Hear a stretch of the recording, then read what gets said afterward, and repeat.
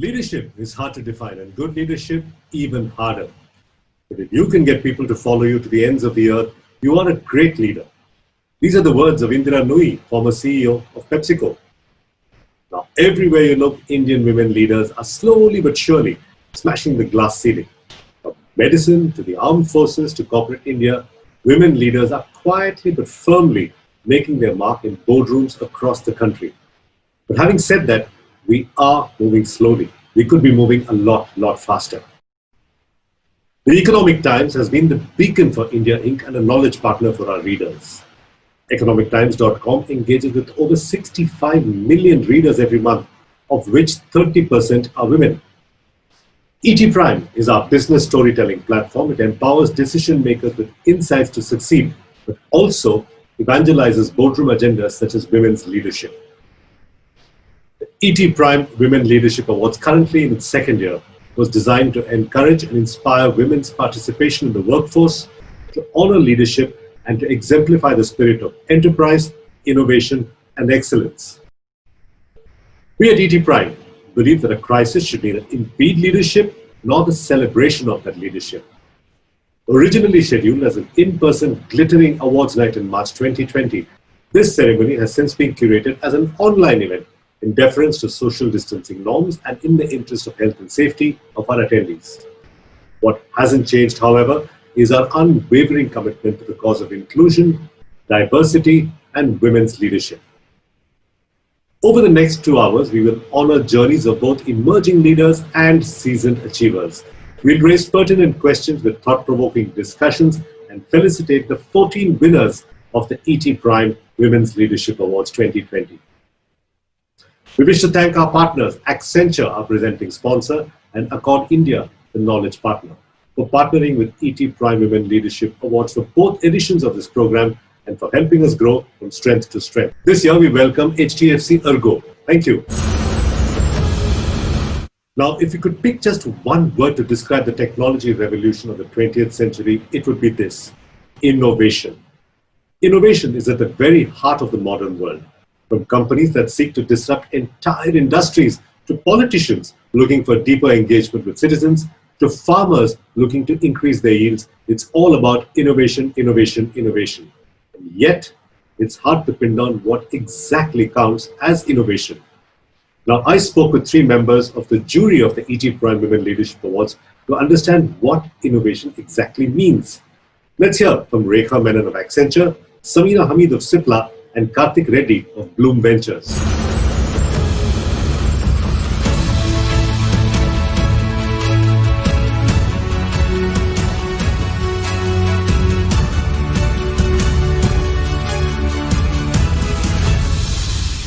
On behalf of ETPrime, may I welcome you to this discussion titled Innovation for Survival and Growth.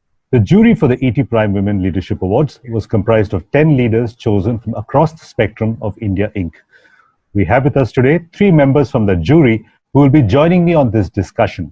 Rekha Menon is the Chairman and Senior Managing Director of Accenture India, Samina Hamid, Executive Vice Chairperson of Cipla, and Kartik Reddy is the co-founder of Bloom Ventures.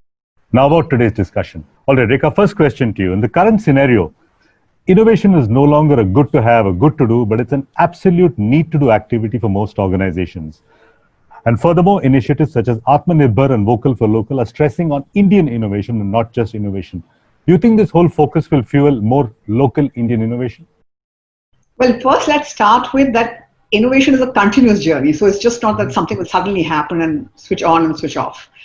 Second, that actually India has made significant progress, if you see, because on the Global Innovation Index in the last year, for example, we moved up 5 places, right?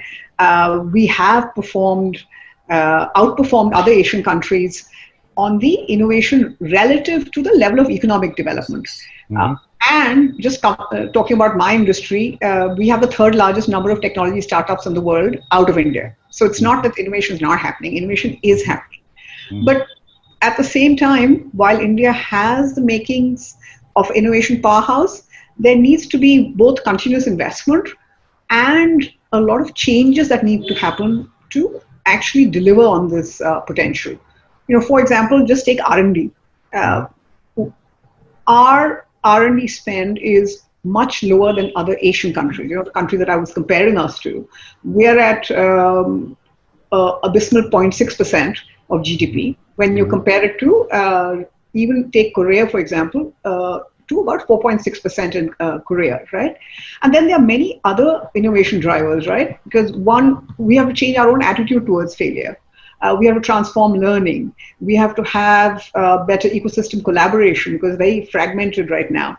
We have to have cross-pollination across industries and countries. And we have to harness technology. You spoke of technology, right? Because just if I look at one data point and then I'll keep quiet, is if we look at our study, our research found that there's a innovation achievement gap between those who invested in technology in the right way and those who didn't. And that fueled innovation, by a factor of 2 almost. So many more things that need to get done in order to, for India to realize its innovation potential. Samina, I'm going to take off from Rekha's point and come to you. She said that our R&D spend is 0.6% of GDP. If that was significantly increased, would that fuel more local innovation in your view? So specifically in pharma, Suresh, if we see companies like ours spend about 7 to 8% of their top line revenue in R&D. That's still lower on the spectrum. And I think the effort is to increase and grow up that innovation curve. So while we are a generic organization, how do you create more innovation to be more value-oriented generics? And that's what the attempt is. So I definitely think investment is at the heart of innovation, right? It's about the ability to fail, the ability to invest money into this ecosystem. So I completely agree with Rekha. The ecosystem about not being wary of failure and boosting investment is at the heart of creating an innovative environment. Kartik, I'm going to come to you with the ecosystem question. Is India simply not ready with an ecosystem to fuel continuous innovation, not one-off sparks of creativity? So I think it has to be broken up into multiple facets. Hard innovation, which is R&D, emanating from laboratories, emanating from eminent institutions. That's something that has been happening, but there has not been capital to back that conviction yet, right? So India's venture ecosystem, which is usually a bedrock of fueling innovation from the private side. Of course, great large organizations like both my fellow speakers will continue to fuel that from their own cash flows, their own initiatives internally. But you need a lot of external capital to fuel a new generation of entrepreneurs on this front. And historically, I don't think we have created like the frameworks for A, failure, B, structured innovation to come out and have a whole bunch of capital back that up. Now, if you're going to be dependent on, overseas capital pockets to come and bite into Indian, tech innovation of any kind, that's a long, tall ask, right? And we have not had a self-sufficiency in that. So my constant complaint with, our bureaucracy and administration is they're fearful of unleashing the power of what India can be by putting, more controls over innovation, not really releasing, we're still capital gain taxed for funding ventures at a rate higher than public market investments. You're basically telling, I really don't care about your size of innovation and what you guys are funding, right? As long as, the top 50 companies grow by 2x, they can all go scot-free on capital gains, but you guys, I will tax you fully, right? So we've been asking 15 years since the venture capital industry has been born, and they're somehow fearful. For what? For tax gains which have never been recorded ever, right? Other than in 3 or 4 companies. So I think this fearfulness about, will people misuse, these tools of, fueling and funding innovation, it's just got to go away from the country's mindset. Otherwise, we're going to be stragglers always. We're going to be behind China. We're going to be behind the US. And those ecosystems are thriving because they have a culture built over 30, 40 years. We have to catch up. We can't be playing, to the 90s playbook in a 2020, 2030 era. So that's Kartik, my take, at least, as a VC. So, Kartik, so you'd say that changing regulation and policy is the key to unlocking innovation then? That's where the answer is? Without capital, you can do all the innovation in the lab. It's not going anywhere, Suresh. And unfortunately, Samina will tell you how difficult it is to take, however cool the drug is, to leave alone world market even through phase 3 trials, right? So I'm saying, only few countries in the world have had that kind of muscle to actually push through innovation rapidly, right? And we can keep waiting and saying, no, it'll happen. We'll put in the seeds today. It'll happen in 2035. I think it'll be too late. I think the opportunity in terms of talent pool, size of country, youth, the so-called demographic dividend, it's all here. It's already, by next year, it's already a year past the due date, right? And so if you're not doing this as of yesterday, it's already too late in my opinion. All right. Rekha, I'm coming back to you with the next question. Now, we seem to be moving from a globalized world of the last 20, 30 years to something that people are calling slowbalization, a slow form of globalization, partly due to nationalization, partly due to nationalism, partly due to Brexit, US, UK, Europe. And now India has announced its clarion call with Atmanirbhar. What happens to creating world-class products? Is innovation going to get hyper-localized? Any strategy which is aimed at improving competitiveness, and that's what the Atmanirbhar and other countries' efforts are aimed at, it has to focus on both things, right? Mm-hmm. It has to have very locally relevant innovation and then use those innovations to capture a slice of the global market. But at the same time, you have to innovate for global requirements. And if we look at India so far, we've had a rich history of doing both. So I don't see that changing with the government's focus on greater self-reliance. And there are many examples if you just look at it right here in India. If you see, I'll just take 2 or 3. Bajaj and TVS, for example, they did high-quality frugal engineering for local market, and now they are the leaders globally on motorcycles, right? On two-wheelers, right? And in Africa, they have more than 40% of the capture of the market, right? Another one is Biocon, which is a leading player, global player, across 120 countries for biosimilars and etc. out of India. And then, so that's taking local innovation and taking it global. Or Narayan Hridayalaya, which did innovation for the local market, which actually created a model innovation scheme, which was microinsurance and telemedicine, and used that at scale so that quality cardiac care is now available to billions of Indians. So you can't separate local and global out. You're going to have to create a very clear, collaborative ecosystem. And the open source drug discovery that's going on is a great example of that, where there has to be collaboration across borders, there has to be cross-pollination, there has to be innovation for the local market. But India has the opportunity, actually, just given our size and, as Kartik said, our demographic dividend and the large domestic market we have, to do frugal innovation and become innovators for the world, both. Kartik, similar question to you. Rekha spoke about Bajaj and TVS and Narayan Hridayalaya. Are these exceptional companies? Is it very hard for other companies to replicate their success? I think we're on the verge of seeing similar success stories from post-2000 born companies. I mean, these are all legendary companies from the last century in some sense. Foundations were laid, 30, 40 years of hard work to build it. And I think that pace, unfortunately, while it's valued and it's a commendable job, I don't think we can continue to wait for that kind of pace of building, right? And what private capital today is pushing to the market is we're willing to take these risks that the public markets are not, but we need all of these things to be built in 5-10 years, not in 20-30 years, right? Mm-hmm. And the pace of evolution of technology is so rapid that you can't take 20-30 years to get to that top where the market is pushing you to evolve every 5-7 years, right? Even the most cutting edge Toyota Prius from a decade ago is obsolete, right? A Musk can come from behind and actually overtake that behemoth of a company within a decade, right? And so that opportunity set, I think, is interestingly poised in India's favor. So we haven't seen these in consumer businesses yet, but in software businesses, much like, Accenture came inward to tap into the Indian talent pool, but India went outward to go and capture software, customers for their demand pool, 20-30 years ago. And we're beginning to see that Indian SaaS companies can do that. We have half a dozen companies which are, $2, $3, $4 billion in value. What we would love to see is 2 more fronts, right? Can we build the equivalent of, the TikToks of the world, etc., just, not because whether they're whimsical or not, but the fact that you can build a consumer business which can go global, right? And it's not likely to happen in hardware, it's likely to happen in apps, etc. And the second is deep technology, right? Why only limit our successes to, the Ciplas and the Biocons from a long build out?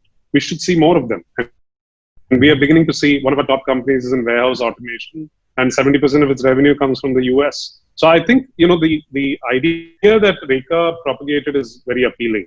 That there are two markets. I think problems are going to become globalized. I don't think markets are globalized anymore. So whether it's climate change, whether it's space travel, whether it is, solving for, just higher productivity, these new, viruses, which are pandemics, which keep repeating, you have to solve them at a global level. You can't be, I'll only solve them for India. But I think the emerging economies get left behind because nobody is there to cater to the person who earns 2,000 rupees a month. Mm-hmm. And that innovation has to happen in India. No American company is going to come and deliver that to us, right? And so we've started seeing that you deliver at a price point, and Jio is a great example. 500 million people come onto the internet, which was thought impossible 5 years ago, and consume any content that you and I consume. So I think we shouldn't ignore the Indian opportunity and therefore innovate for the Indian opportunity, but take the best of breed that we have and innovate for the rest of the world and compete with them. That's my take. Samina, I'm going to take off from what Rekha and Kartik said. Rekha spoke about frugal engineering practiced Bajaj or TVS style, and Kartik spoke about how Jio's brought 500 million Indians onto the internet. For a long time, India has championed or has been championed by default that Jugaad is the Indian form of innovation. Right? It's frugal engineering on one end of the spectrum and Jugaad at the other end of that same spectrum. Has this image of Jugaad done India more harm than good? So I think, Jugaad is a colloquial word that we use in India to just get it done. And in India, we have been with the mentality of saying, how do we just get it done? Mm-hmm. I think, there has to be innovation because you can't get stuff done without innovating. So I think, while we think, in India, I think innovation is at the base of everything we do. Do we propagate it that way? I don't know. But I think India, there is a lot of Jugaad, and, the regulatory environment forces you to operate in certain manners. Mm-hmm. And that's why we get that impression of Jugaad in India. It's a lot to do with the whole regulatory framework, the way we operate around the structure, etc. And that's basically where the Jugaad comes from. But I think, for India, it's about our education system as well. That's the fundamental basis where Jugaad starts, really. Mm-hmm. So, in balance, does Jugaad do harm or does it do good? Are we seen as a nation of enterprising people who will get things done somehow, or as a nation of people who somehow make do and chalta hai? No, I think we're an enterprising nation we get stuff done. Look at us where we are on the global trade platform, right? Across different industries. India has definitely made a mark. So I can't say that, we haven't put ourselves out there and got stuff done. All right. Next question. May I add one thing there?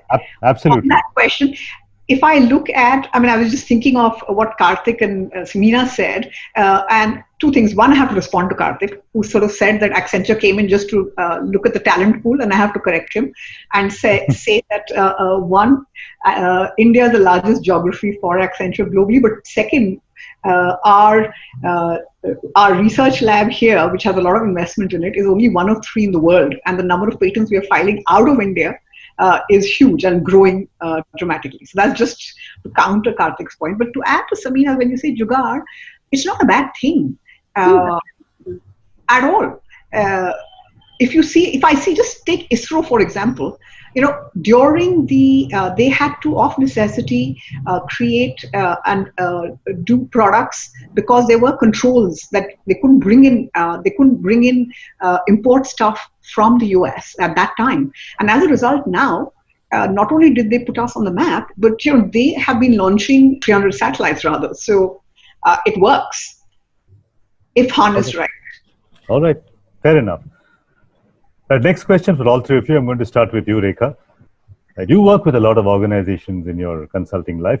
How do organizations go from this sort of make do, let's get it done, to actually make brand new and innovate? How do you go from here to here? Make do to make new? So, one, by making innovation a very strategic imperative.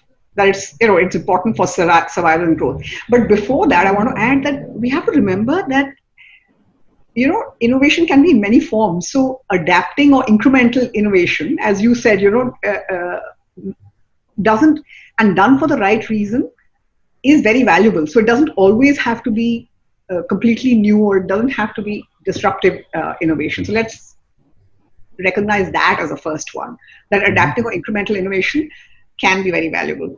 The challenge we see organizations facing is that they continuously view innovation as a creative process, and which is sort of going to get stifled if you control it. And counterintuitively, our global research across a lot of our clients and 1,000 large enterprises actually shows that a very systematic approach to innovating and managing innovation well can actually create tangible financial benefits. And our data said that those organizations who did that actually had about a 3% CAGR above the rest who didn't manage innovation. So that's a very counterintuitive approach, that you need good governance, you need the right, but beyond that, you need the right mindset, you need right strategy, and it's beyond just the budget. It's just beyond the innovation budget. You need to be able to govern it. There are many things that you need to do. I'll just use 2 or 3. Get cross-functional teams, for example, of experts focused on generating ideas. Allow them to iterate and fail fast. And more importantly, a lot of organizations are closed. You have to take an open approach and bring ideas from the outside, because that's the only way new thinking will happen and rapid execution will happen. So they're just some of the things, but the overall thing seems to be that you have to take a very systematic approach to innovation. Amina, same question to you. Organizations that go from adapt and make do to innovate and let's do it right this time. How do organizations make this transition? I think it starts with leadership as well. So I think leadership needs to set the tone from the top. I think they need to foster a culture of innovation. I think it's also about financials. It's very important that you demarcate financials towards innovation and have some very strong end games on what the innovation should lead to. So it should not just be innovation as a pie in the sky. It should be practical. That should have a tangible end game that either increases your product life cycle, it increases your go-to-market, or increases your general new innovative technology. It has to have an end game. So I think also the culture has to be set, which promotes people to think innovatively, knowing that they will not be penalized for failure.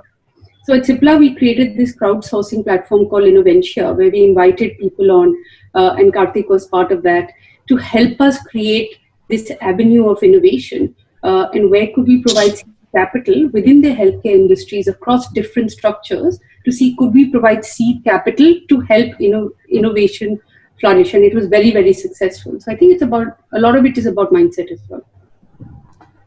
Kartik, same question to you. Rekha spoke about companies that innovate sometimes out of necessity and sometimes because they have a fundamental drive to innovate and do things the way they innovatively and newly. Do you think Indian companies largely respond to crisis and only the adversity brings out their innovative abilities in them? I think it used to be the sort of presumption till about a decade ago. I think it's rapidly changing. Even if you look at the United States, which is usually seen as the fountainhead of all of this, just the stepwise graduation to how this culture can be brought into large organizations and simply not left to startups. But startups exist because we can be more nimble and beat the large organizations in a lot of cases. And as more and more private capitalists recognize this, you try to keep ahead and then get bought by this very same companies. So essentially, then the companies realize that they're overpaying and they could have actually done it themselves, right? And I think that's the virtuous cycle that has gotten kicked in over the last 40, 50 years, right?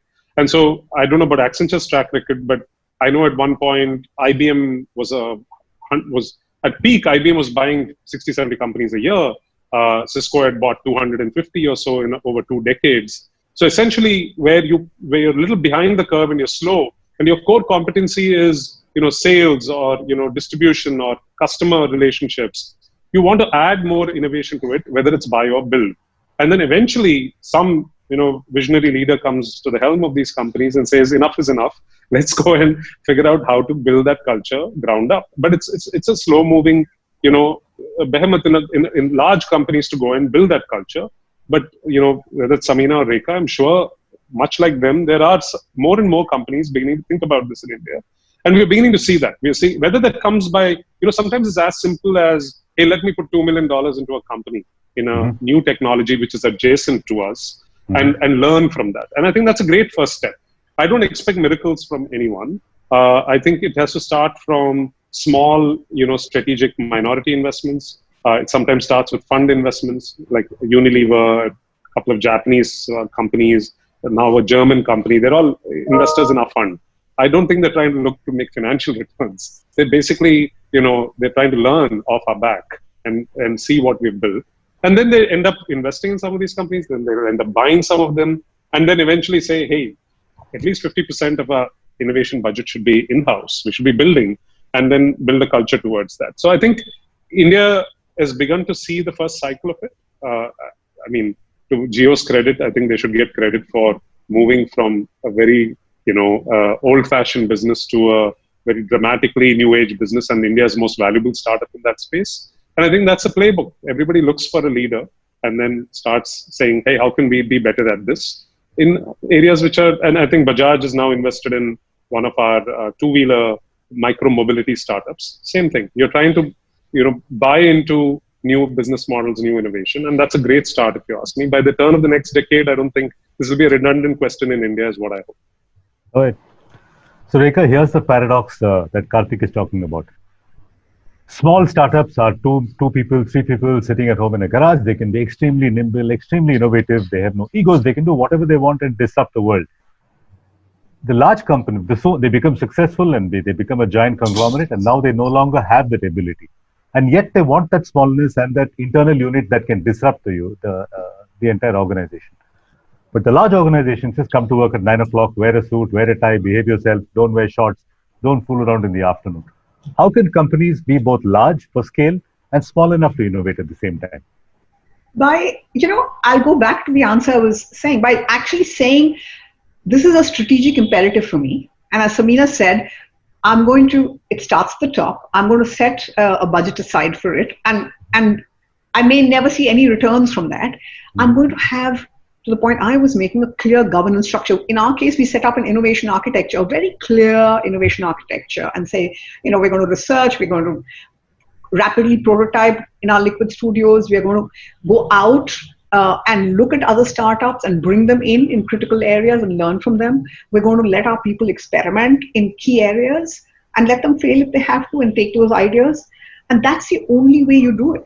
And you reward failure. We have to learn, you change the culture by starting to say it's okay for you to question ideas and rewarding failures in specific areas where you want the innovation, where you want, and it doesn't always have to be buy or build. It can be both. And the only way you also do that is by big collaboration. And that means changing a few of your muscles and starting to behave differently.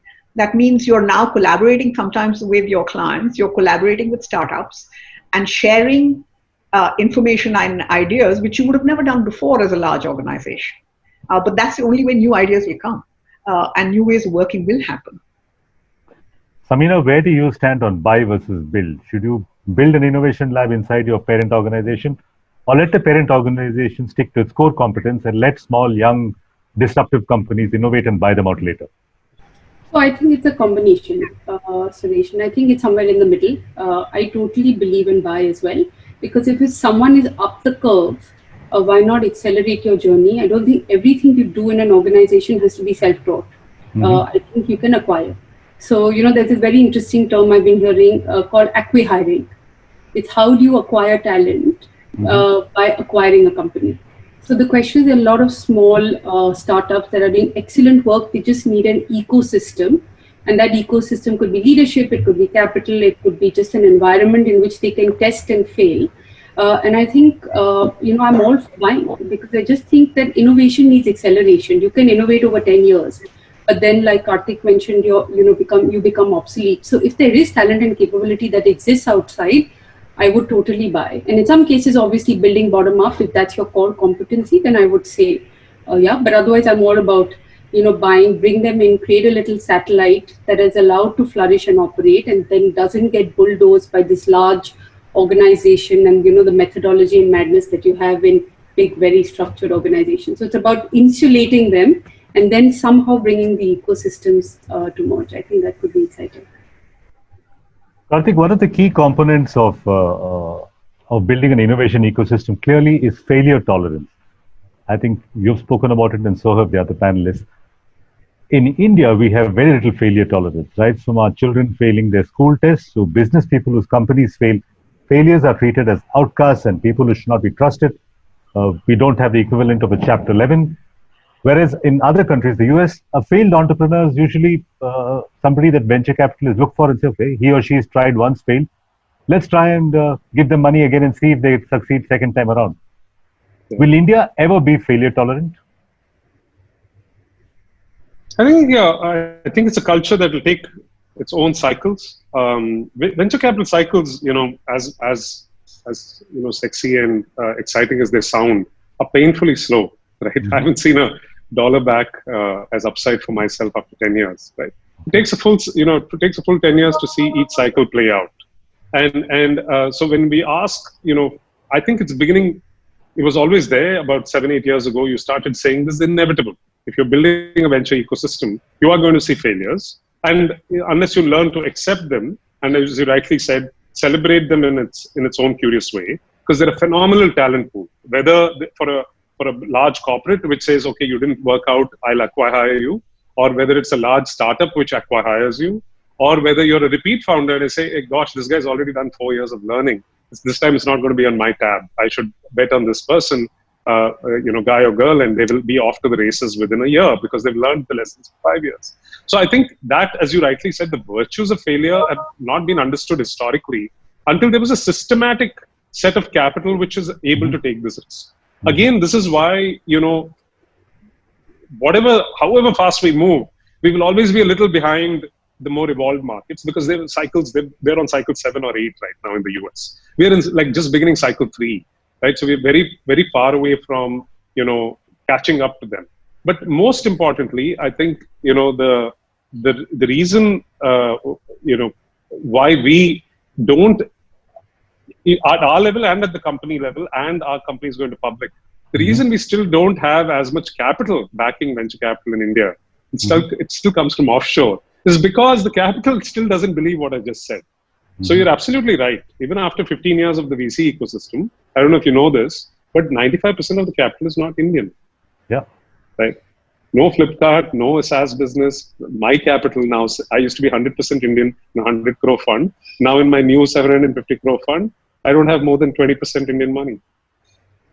I can't raise Indian money. Indian money doesn't believe in what we just discussed over the last 3 months, broadly speaking. Right? So you can go pick small pockets. You can keep fighting that battle, but that's not a battle I want to fight, right? I want the capital quick. It's raw material for me.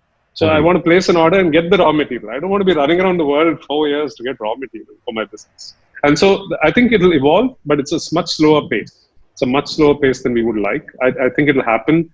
People got excited about Flipkart and big stories. It'll happen when the first profitable unicorns go list on the markets. And then we say, gosh, for all the risks taken, all the bets lost, this is the virtue of this ecosystem. And then people will say, it's the math. 3 out of 10 work, 7 out of 10 fail. But there is, gold at the end of the rainbow. So we'll go and chase it. So, Rekha, if 7 out of 10 companies are going to fail, why aren't we a failure-tolerant nation? What's wrong with us? Why are we so obsessed with only success, and why do we punish failure so much? Suresh, if I can step back and take a more philosophical view, right? Absolutely. And look at it from the root of the issue. And I would venture that there are 2 things there. One is our societal structure, and second is our economic context till very recently. Our societal structure is family oriented, which meant that failure wasn't just your own failure, but it also reflected on your clan and your family and your village, whatever. So you did not take too much failure. But second, also the bigger one was the economic context. Till recently, the risk of failure was too high for most Indians, and if you failed, there was no way you were coming right back and surviving. That has shifted. That has shifted over time. And we are beginning to see the changes happening now where there are alternative professions and careers people are willing to take. We are seeing there's a willingness to fail because the cost of failure is not that high. If you, as Kartik said, your first startup doesn't go well, you can either join a larger organization or do another one, and you probably get some capital. So there's a mushrooming of startups. These are all indicators of failure tolerance moving up. Increasing. Okay. But we also still have to, I would still say that we still have to make several changes. I mean, Kartik spoke of capital. I would say we still have to improve our ease of doing business. I mean, if you see Absolutely. the current effort versus reward of investing in an idea is very low, and it discourages new entrepreneurs. We have to allow big and small companies to fail fast, right? Which we don't. We do have an insolvency and bankruptcy code now, but it's still early days. And if they just cleared their backlog, it'll take them another 5-6 years to clear their top cases. So we need a lot of institutional interventions also, along with the cultural shifts. Samira, both panelists and you mentioned as well that a tolerance of failure is important to innovation. Would you at Cipla promote a manager who's repeatedly failed, tried new things and repeatedly failed? Or would that person then be said, no, you failed too many times, maybe you should stay where you are? In reality, would you ever promote somebody like that? No, I think the question is, have you set them up for success first? Have you provided them the right ecosystem, the right capital, the right talent, the right strategy for the innovation piece? I think that's the most important, to go back to the basics. But yeah, that's a tough question in an organization, where there is performance management and there are certain KPIs around what you need to deliver. I think it's about setting what KPIs you're looking for, and success doesn't need to be the KPI while you're innovating, right? It can be several staged interventions to realize whether you're on a path to success or not. So I don't think it's black and white, like you mentioned, Suresh, and you have to be a little bit more measured and mellowed in the way you look at innovation and say, is it successful or not? I think there has to be stage gates, and at every stage gate, you have to decide, are you on the path to success or not? It just can't be success or failure in the end. Kartik, how do investors like you spot a company or people who are doing innovative things? How do you know that you spotted one? So I think the two parts to it. I think, if we are waiting, especially we do very early stage, by the way, right? So we don't have the luxury of seeing performance trending in a certain direction before we making that bet. So I will, sort of selfishly direct that question to what we do as Bloom, right? We basically are cutting checks pre-Series A, which is very, very early. So you're absolutely right. Then it becomes more about the people you're backing. Yeah. But the flip side of that, which I feel we try to drive, and I know there are other firms like Axel, etc., who believe in this, where if early stage is the culture of your investing style, then you have to have strong conviction on why you're backing something. It can't be because that founder, that idea just looks hot and it came in the papers. If it's come in the papers, you're too late. You should just stay away from that sector, right? It's too late for you to be betting on anything you've seen in the newspapers, number one, right? If you forecast what will be, if you forecast what you are going to read in The Economist a year from now, then that's probably a good idea to think about, right? And so, and I think you should, if you're not that far out of the curve, then your job is redundant. So if you don't have that, what happens is, then you're entirely leaning, or your emotional bent of mind is to just get wooed and seduced by the founder selling some great idea, right? Which I think is flaw number one. If you don't have a mind of your own thinking about the problem set, then the founder can come and sell some mumbo jumbo and say this is the coolest tech, right? And that's never validated, because it only gets validated when you go to market. When you ask, we used to have a phrase internally, I use it less often now. I used to call it a pathological obsession with the problem that they want to solve. And I'll tell you why it's about the problem. And the minute the founder comes with this massive love for their solution, they usually will not get a check, because they're so obsessed with their answer before they figure out what the problem is, right? And usually it's about wanting to really be in the pursuit of solving something long term, because these journeys are not shortcuts, right? They're not like jobs. Like, I don't have the luxury of saying, hey, in 3 years, we'll figure out whether this is working or not. And then it's cool if you fail, because we're playing for the win. The losses will come for 10 reasons. The win means a 10-year journey, which means you have to be relevant, and you have to have a deep enough problem, large enough market, and you got to be customer obsessed.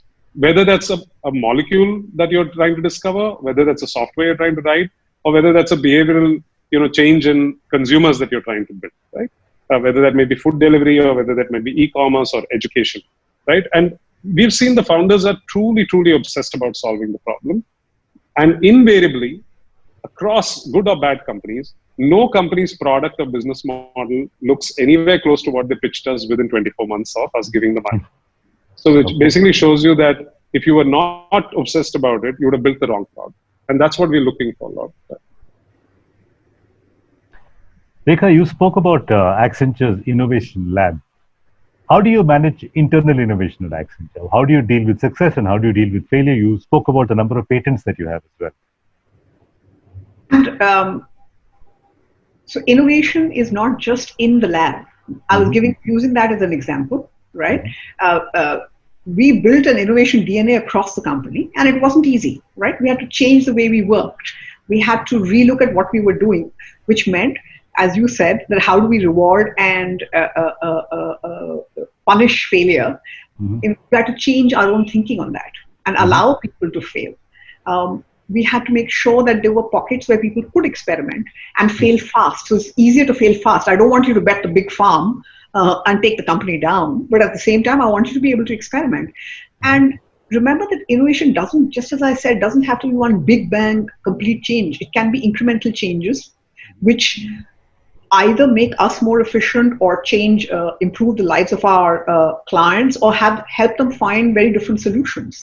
And we're doing all of that across, whether at the client level or at our own process levels or our own people practices, if you see. And we're doing it, one, by doing it internally, but also, as I said earlier, borrowing from outside in and learning and collaborating. That's where the best ideas come. Samina, in a globalized world where products and services are manufactured all over the world, they're sold all over the world, they're designed in one country, they're engineered in another country, made in another country. In that world, do labels like made in India, manufactured in Taiwan, designed by Apple in Cupertino, do these labels make any difference to us anymore? Where it's designed, where it's made? I definitely think, and I'll speak specific to pharma. A lot of the work, pharma is India is the generic capital for pharma in the world. So a lot of, every 1 in 3 pill that's sold in the US actually comes from India. So made in India is very, very important in the pharma sector. So, $40 billion, industry, etc.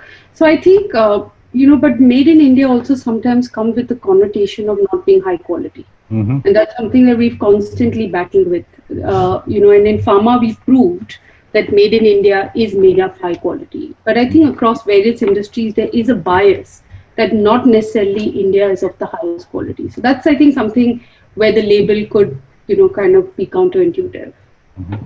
But I think there's just globalization. Every product is now made everywhere.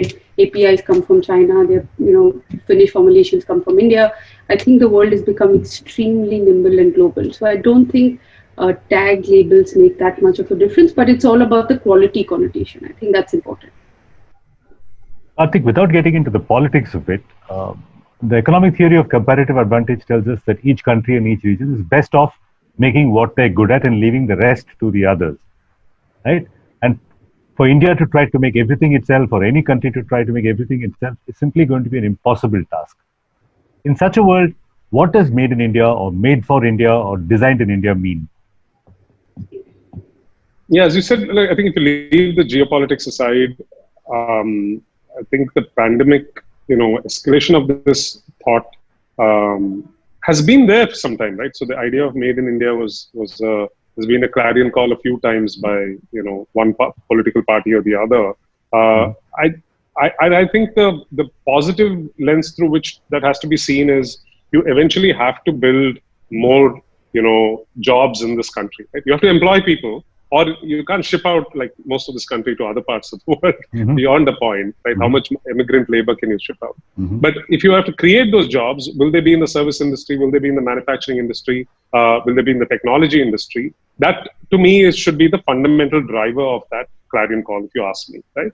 Beyond that, you're absolutely right. You can't artificially bloat your input costs just because you want to make a statement, right?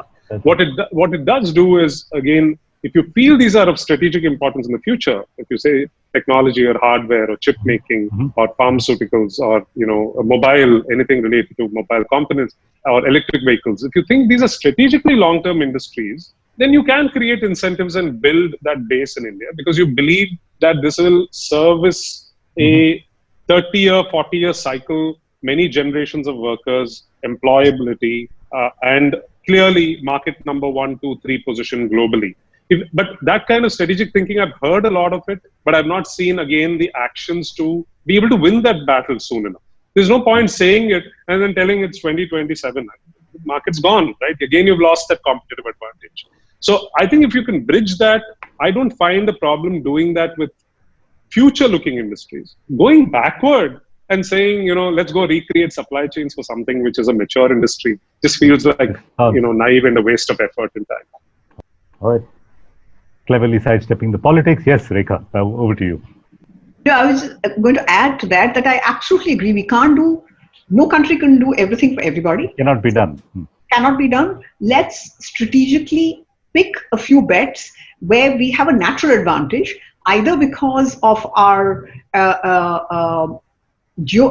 where we are situated, or because we have to service the local economy, or because we've already proved our worth in certain areas. So I'll speak to the technology industry. It's a 190 billion industry right now, and it's absolutely world class. Could we look at that and say, how do we expand that? Could we look at how do we service, let's just say, the agricultural industry, and then use technology there, become world leaders in that globally. So let's pick a few things that bring more jobs in and that serve our natural advantage, and then we can take it forward.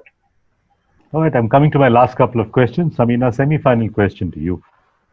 Indian women are incredibly innovative, from homemakers in rural India to SME entrepreneurs to CEOs of top companies like yourselves.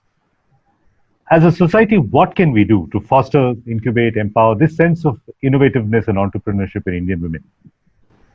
So according to the Google and Bain study, approximately 14 million women-owned enterprises make up 20% of the enterprises in the country. And I think that's gone up over the last decade. But I think what is needed more is, one is access to finance. A lot of women who want to incubate smaller businesses just don't have access to capital. They can't put up a collateral. They can't create a guarantor.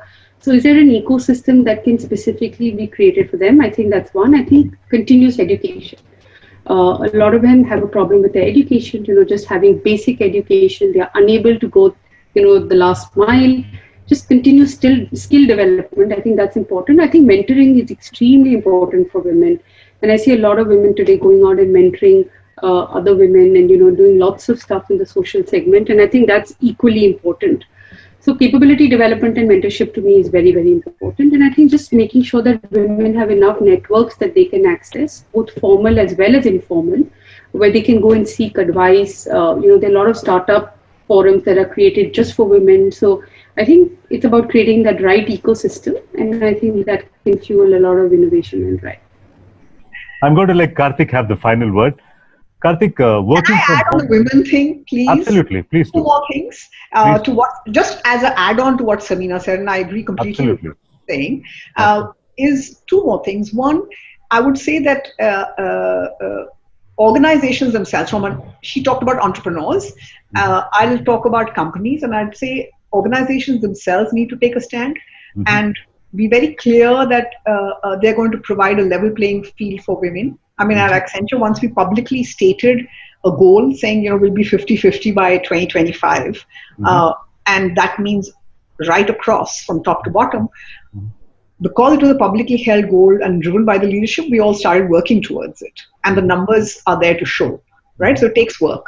And the second would be that men have to play a very active role, because the majority of policymakers and CEOs and decision makers continue to be men. So they can play a big role in driving this change. Those would be my two additions. Let me ask you a follow-up to that. In this work-from-home environment, I've been told it's much harder for women to work from home than it is for men. What can companies do to create a sort of women-friendly work-from-home policy? So one, I would say it has to be a gender-neutral policy, because it's easy and it's hard for both men and women.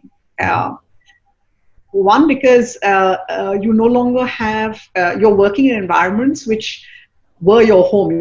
It's turned into an office. So you have the same pressures of home and work. A lot of homes are not set up to be offices, if you will.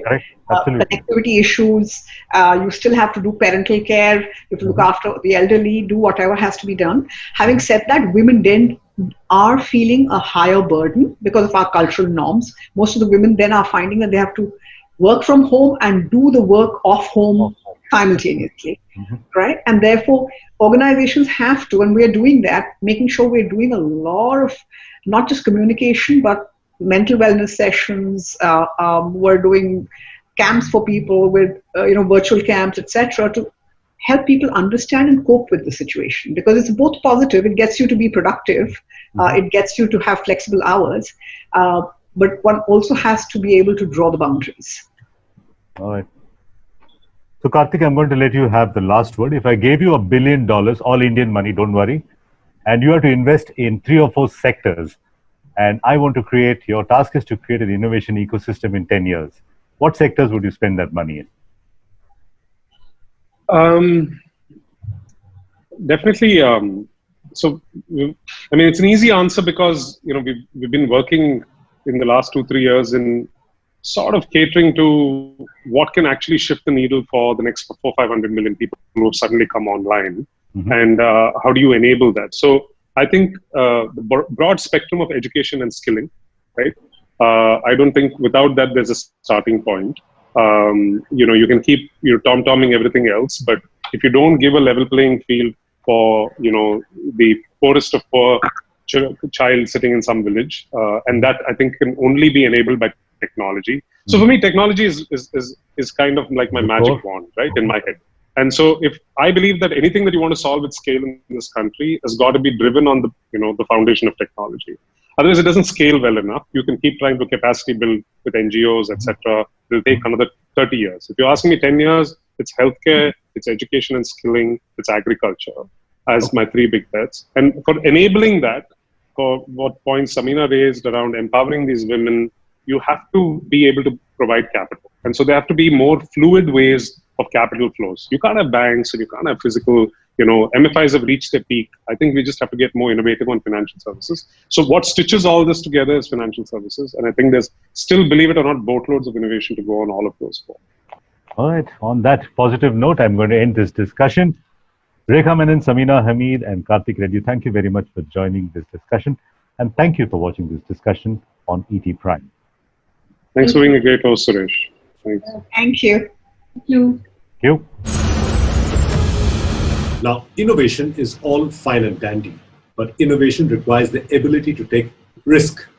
Even in good times, managing a business in the midst of technology disruptions, intricate regulatory regimes, and financial uncertainty is not the easiest of tasks. Add to that the complexities created by the COVID pandemic, and you have a heady mix. Many businesses were caught unprepared for the global economic lockdown and are rapidly scrambling to put together a contingency plan to survive and grow.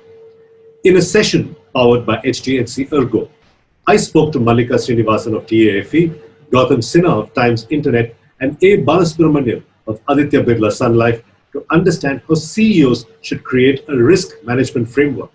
Listen to what they said.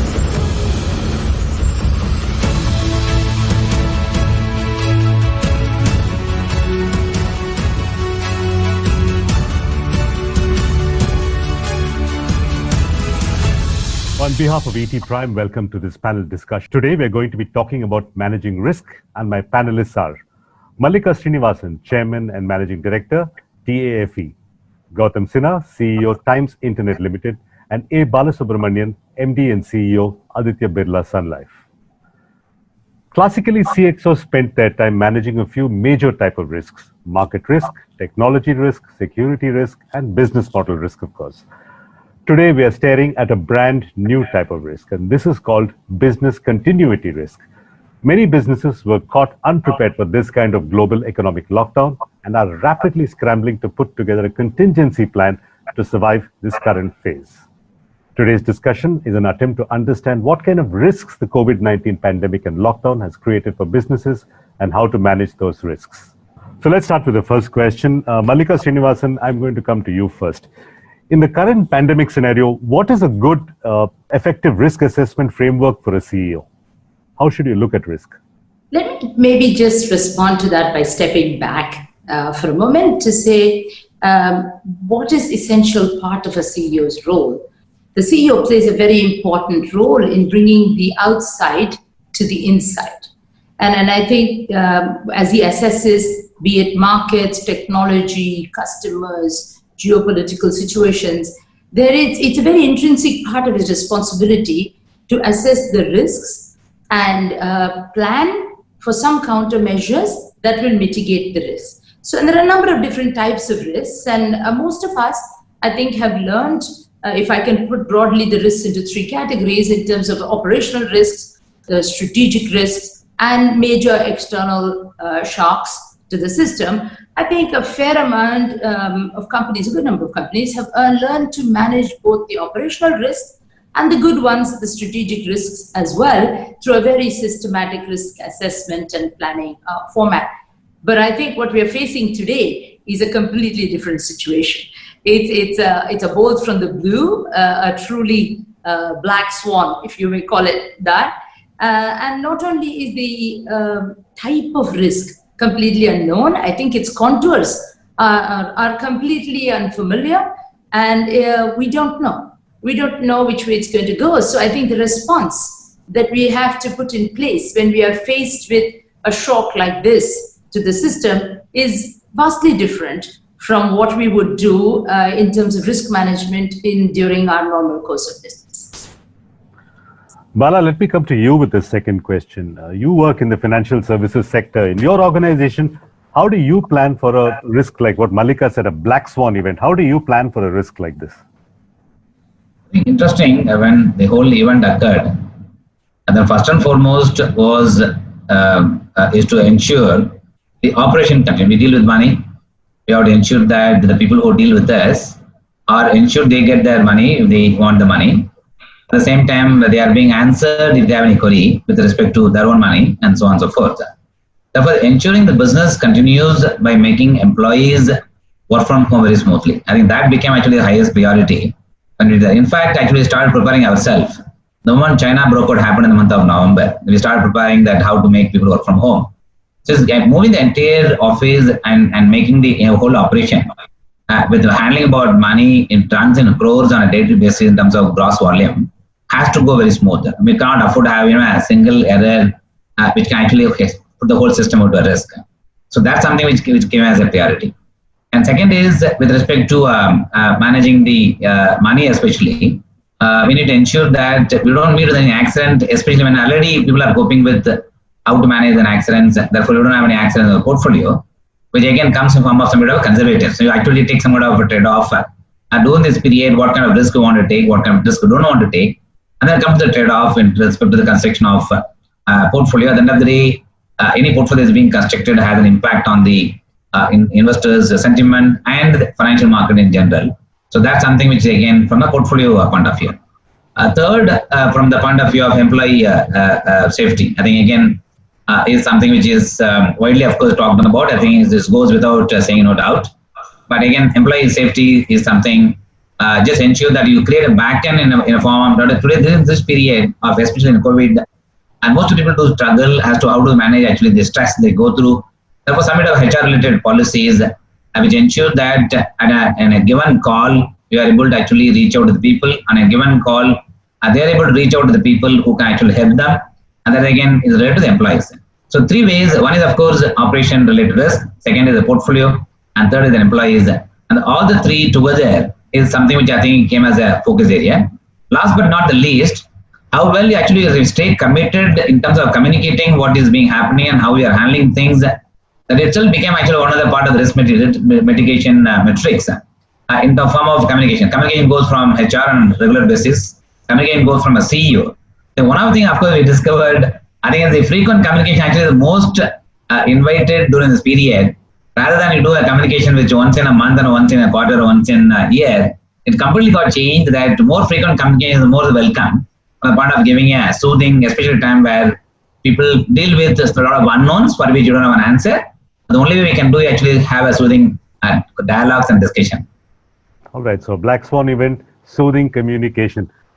Gautam Sinha, actually, you're quite a lucky man because your sector, the internet, saw absolutely no shutdown. In fact, it saw a dramatic increase in traffic, with many internet companies reporting like extraordinary number of users during the pandemic. What risks does a pandemic and a lockdown pose for an internet-based company? Sure. So before I get into that answer, let me just say that there are variances within Times Internet because we operate in about 7 different industries. And the business actually is a reflection of the specific industry in which it is, and I'll try to elaborate on that. So yes, absolutely, we have been lucky to a large extent because we were prepared to be digital. You know, as Times Internet, everything for us was digital, even from a work perspective. So the company was always enabled to be able to adapt something of this nature in terms of the people being in the white-collar jobs in the specific places that they work. If you actually get into the next level of details, what this changed for us is the products and the businesses started to see a lot of traction. You know, so if it's news or entertainment or classified, we saw at least 50 to 60% growth in consumption of the products that we serve. But the monetization, when it comes to advertisement, the advertisers were not advertising to the same level, which was to the pre-pandemic era. So the revenue didn't scale, but the engagement to the products started to scale. So you had to balance both the aspects, which we tried to convince ourselves that there is a short-term effect which will translate into a long-term revenue or a EBITDA goal game for us as we proceed from here. So the advantage of digital actually enabled us to move to the first generation of work from home. You know, so if you look at work from home, the very first generation of work from home is you provision the internet to your employees, and you provision the access and make sure that everybody is able to access the workflow and the tools that is available to them. But that's not where it needs to stop. If you actually get down to and believe that work from home is here to stay, you know, you will see that now you have to be worried about the mental and physical health of people working from home. Our homes are not workplaces. You know, our homes are not designed to be workplaces. So getting into that level of thought processes, how do you give the things that people are missing out of office into the work is the second level of initiative that a company has to take to enable that. And those are the things that a company has to think through and figure out. And there is a third dimension that has to come again as to what does it do to remotability of an employee, you know, in that perspective. So can you have employees, if people can work from home, can you have employees working from a different city at all or from a different country? So having that cultural attribute getting imbibed in your processes and your hiring process and your evaluation process also becomes a majority of the task that a company has to deal with. Now, I'll stop here. All right. Thanks, Gautam. Malika, back to you. There have been two big themes in this pandemic. One is, of course, social distancing to keep ourselves safe. And the second big theme has been work from home, or what's called remote ways of living. Your company manufactures farm equipment and sells farm equipment. How can you work from home? I think it's been an amazing journey for most of our employees. Yes, we do farm equipment, but we have also were declared an essential services industry. So here we were, right from day one of the lockdown, trying to get our dealerships open. It had its own set of problems, about both from fear from the local level, plus practical difficulties on the ground. And then we were trying to get it was the peak of the agricultural season. So we had to find very creative, innovative ways of serving our customers to ensure that their farm equipment was up and running in time for the season. So I think we did a lot of virtual service. We did virtual product complaint resolution. We had skeleton teams that were very courageous to go out to the farm and service the equipment. We did a variety. We even launched new products digitally because it was our season and we had to go forward and do this. So I think there was a tremendous level of innovation that we adopted at the front end in our go-to-market. The manner in which we contacted our customers changed completely. We went to telecalling. We went and tied up with an amazing company that was using rural folk to contact, and mostly women. And that made me very proud. Mostly women to contact the farmers. They could speak to them in their local language. And when you saw those pictures of their very humble homes from which they were doing this fantastic frontline work, I think it was moving. It was moving, and it opened our eyes to say that there's so many opportunities by which we learned to do things differently. We engaged with different stakeholders. We engaged with people on the ground, close to the farmers, in a manner, and influencers and local officials in a manner that we've never done before. And I can tell you, I think people in the company, we enjoyed it. We enjoyed it. It was very different, but it motivated. We gained market share. And I think the team is extraordinarily enthused at the end of this quarter. Malika, they say that inspiration comes from desperation, or adversity creates creativity. What practices from this lockdown will you carry on in your company, assuming the lockdown is lifted 3 months from now? What are some of these innovative practices that you'll continue anyway, lockdown or no lockdown? So if I may take it slightly differently and then talk to you about the practices are going to remain. But I'd really like to talk a little bit about what stays in my mind about some of those qualities that we found extraordinarily important for leaders during this period. For the entire leadership team, we found about 5 or 6 qualities, if I reflect upon it, came out as extraordinarily important, and I'd like to share that, and then I'll tell you what practices that we came out of this. First, I think, was really having an open mind, a completely open mind, accepting the reality. We can cast V scenarios for recovery, or V or U minus kind of recovery scenarios, but somewhere we have to accept that when it goes back up, life is not going to be, or the business model is not going to be what it was before. And I think getting that open-mindedness, putting it out on the table, is one important leadership trait. The second one I'd like to talk about is that I did mention at the beginning of this conversation that it's a black swan event and we couldn't have been prepared for it. But these qualities were some of the qualities that helped us come up and face this situation. And I'll touch on the second one I think was very critical, is agility. Agility to quickly assess the situation, see what levers we can use. And once your mindset is right, then you can come up with ideas of how do we tackle this, make up some plans. And again, we can't keep these plans firm. The plans will change. The goal is set, but the plans are going to change. So keeping an approach that is nimble enough to change as you go along was the second thing that I think was a learning during this. The third thing was resourcefulness. Even simple things we couldn't do the way we would normally do it. So it was about encouraging, empowering people in order to stretch themselves and come up with creative ideas, breaking down silos, reallocating manpower. And I think it brought out the best in terms of resourcefulness of people. And fourth was innovation. We saw so many companies innovate.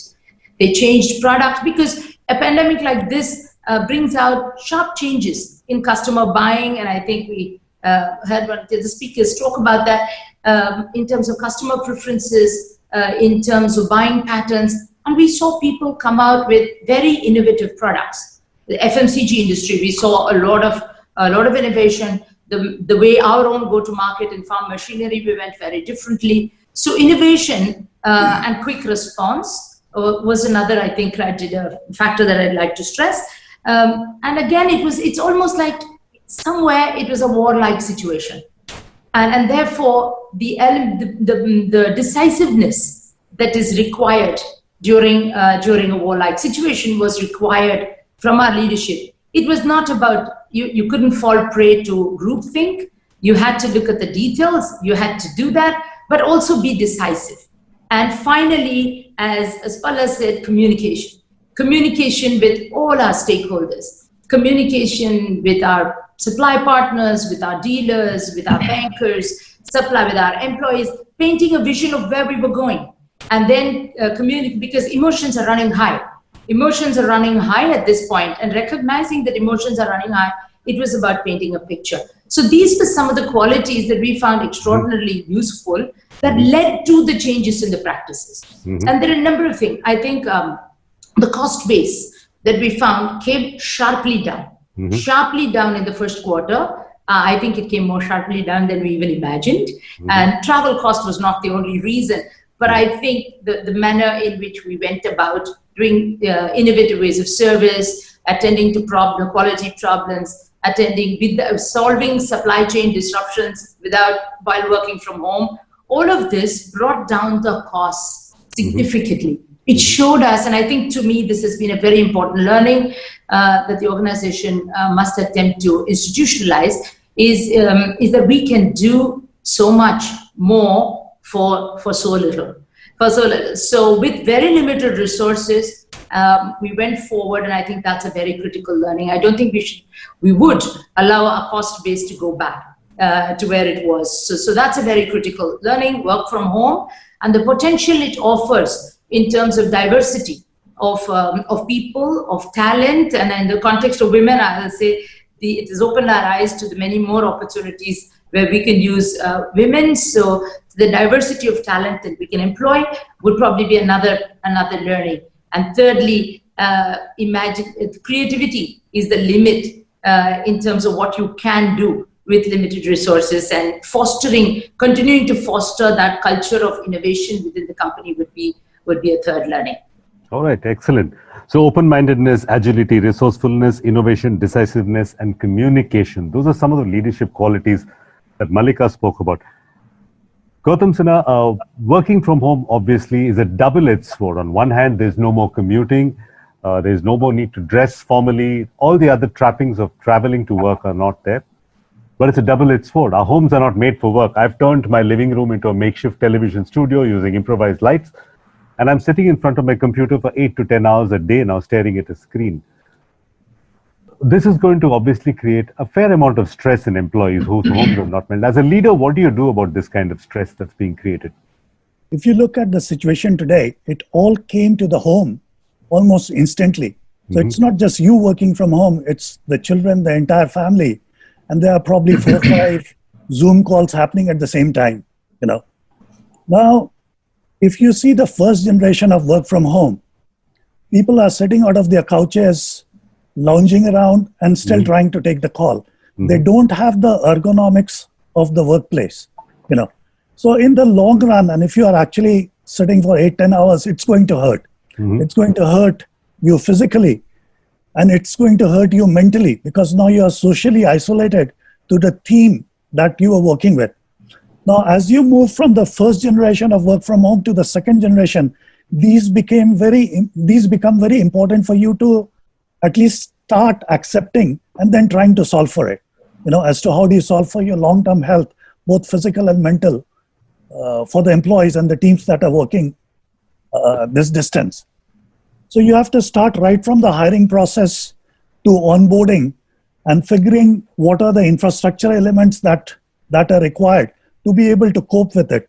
As a leader, these are unprecedented times, and you don't know what you don't know, So it's good not just to communicate one way, it's very important to listen, because your teams are going to tell what is not working for them. So having a mechanism to understand that and listen to the actual problem so you can come back with an answer and accept that this is here to stay. How do I improvise the overall work culture and health of the organization through these processes? The other, both a positive or a double-edged sword, is as you started to learn that your work is remotable, and the advantages, especially that you can save a couple of hours of commute every day, which you can deploy productively either in a either with your family or any personal entertainment task that you want to do or consume in the work. Now, because that 8 hours is not defined, a lot of people are actually tending to work a lot more, and they don't know where the boundaries are, from that perspective. And that is a way to mentally train yourself as where the boundaries are, both from the office itself, which is the management, and the employees, to understand and come to a healthy mix of it. The third dimension, which I was trying to add, is the remotability of work. So I'll take the example of Delhi. If pollution for a couple of months was a big problem, if you think that is a problem that you need to address, why can't the teams work from the places where they live? This could be tier 2, tier 3 towns. They should be able to work from there. What is essential is have a 3-month onboarding, but then you can distribute your teams anywhere. Now that gives you the flexibility to employ best of talent globally, not just limited to your local place, but it also allows your competition to employ your teams. So it's a double-edged sword from the same point of view. I'll stop here. True. Bala, I'm going to take off from the last thing that Gautam said, that one of the things the pandemic has taught us that we can all be anywhere. Gautam is joining right now from California. Malika is joining from Chennai. I assume Bala and I are joining it from Mumbai. Right? We're doing this transnational. So you can hire people, you can manage people who you've never met in real life. For a financial services company, what kind of new risks does this pose? Gautam said you could maybe hire somebody who's working for your competitor and you would never know. Yeah, of course. Clearly, this whole pandemic has taught a lot of lessons to people, how you can be more efficient and how you can make impossible as a possible with respect to managing various things that we are doing. I think as Gautam mentioned about, it's about actually the longer hours of working, which people don't mind giving that kind of longer hours of working, given the fact that work from home, that they're able to actually reduce the travel distance, etc. So I think the risk, of course, operating from home, of course, we tried in terms of polling more employees, how many of them would actually come back to work and then opt for work from home and opt for work from office.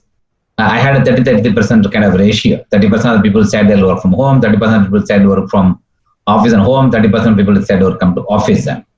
So that's being the case. The question is, and then how do you actually ensure that that people actually are able to give their fullest working from home in terms of delivery? I think that's something clearly keeping a metrics in terms of the deliverables, I think would be key in managing the output of the individual. They're able to contribute to the truest, at the same time manage what they are supposed to deliver from the business point of view. That's one.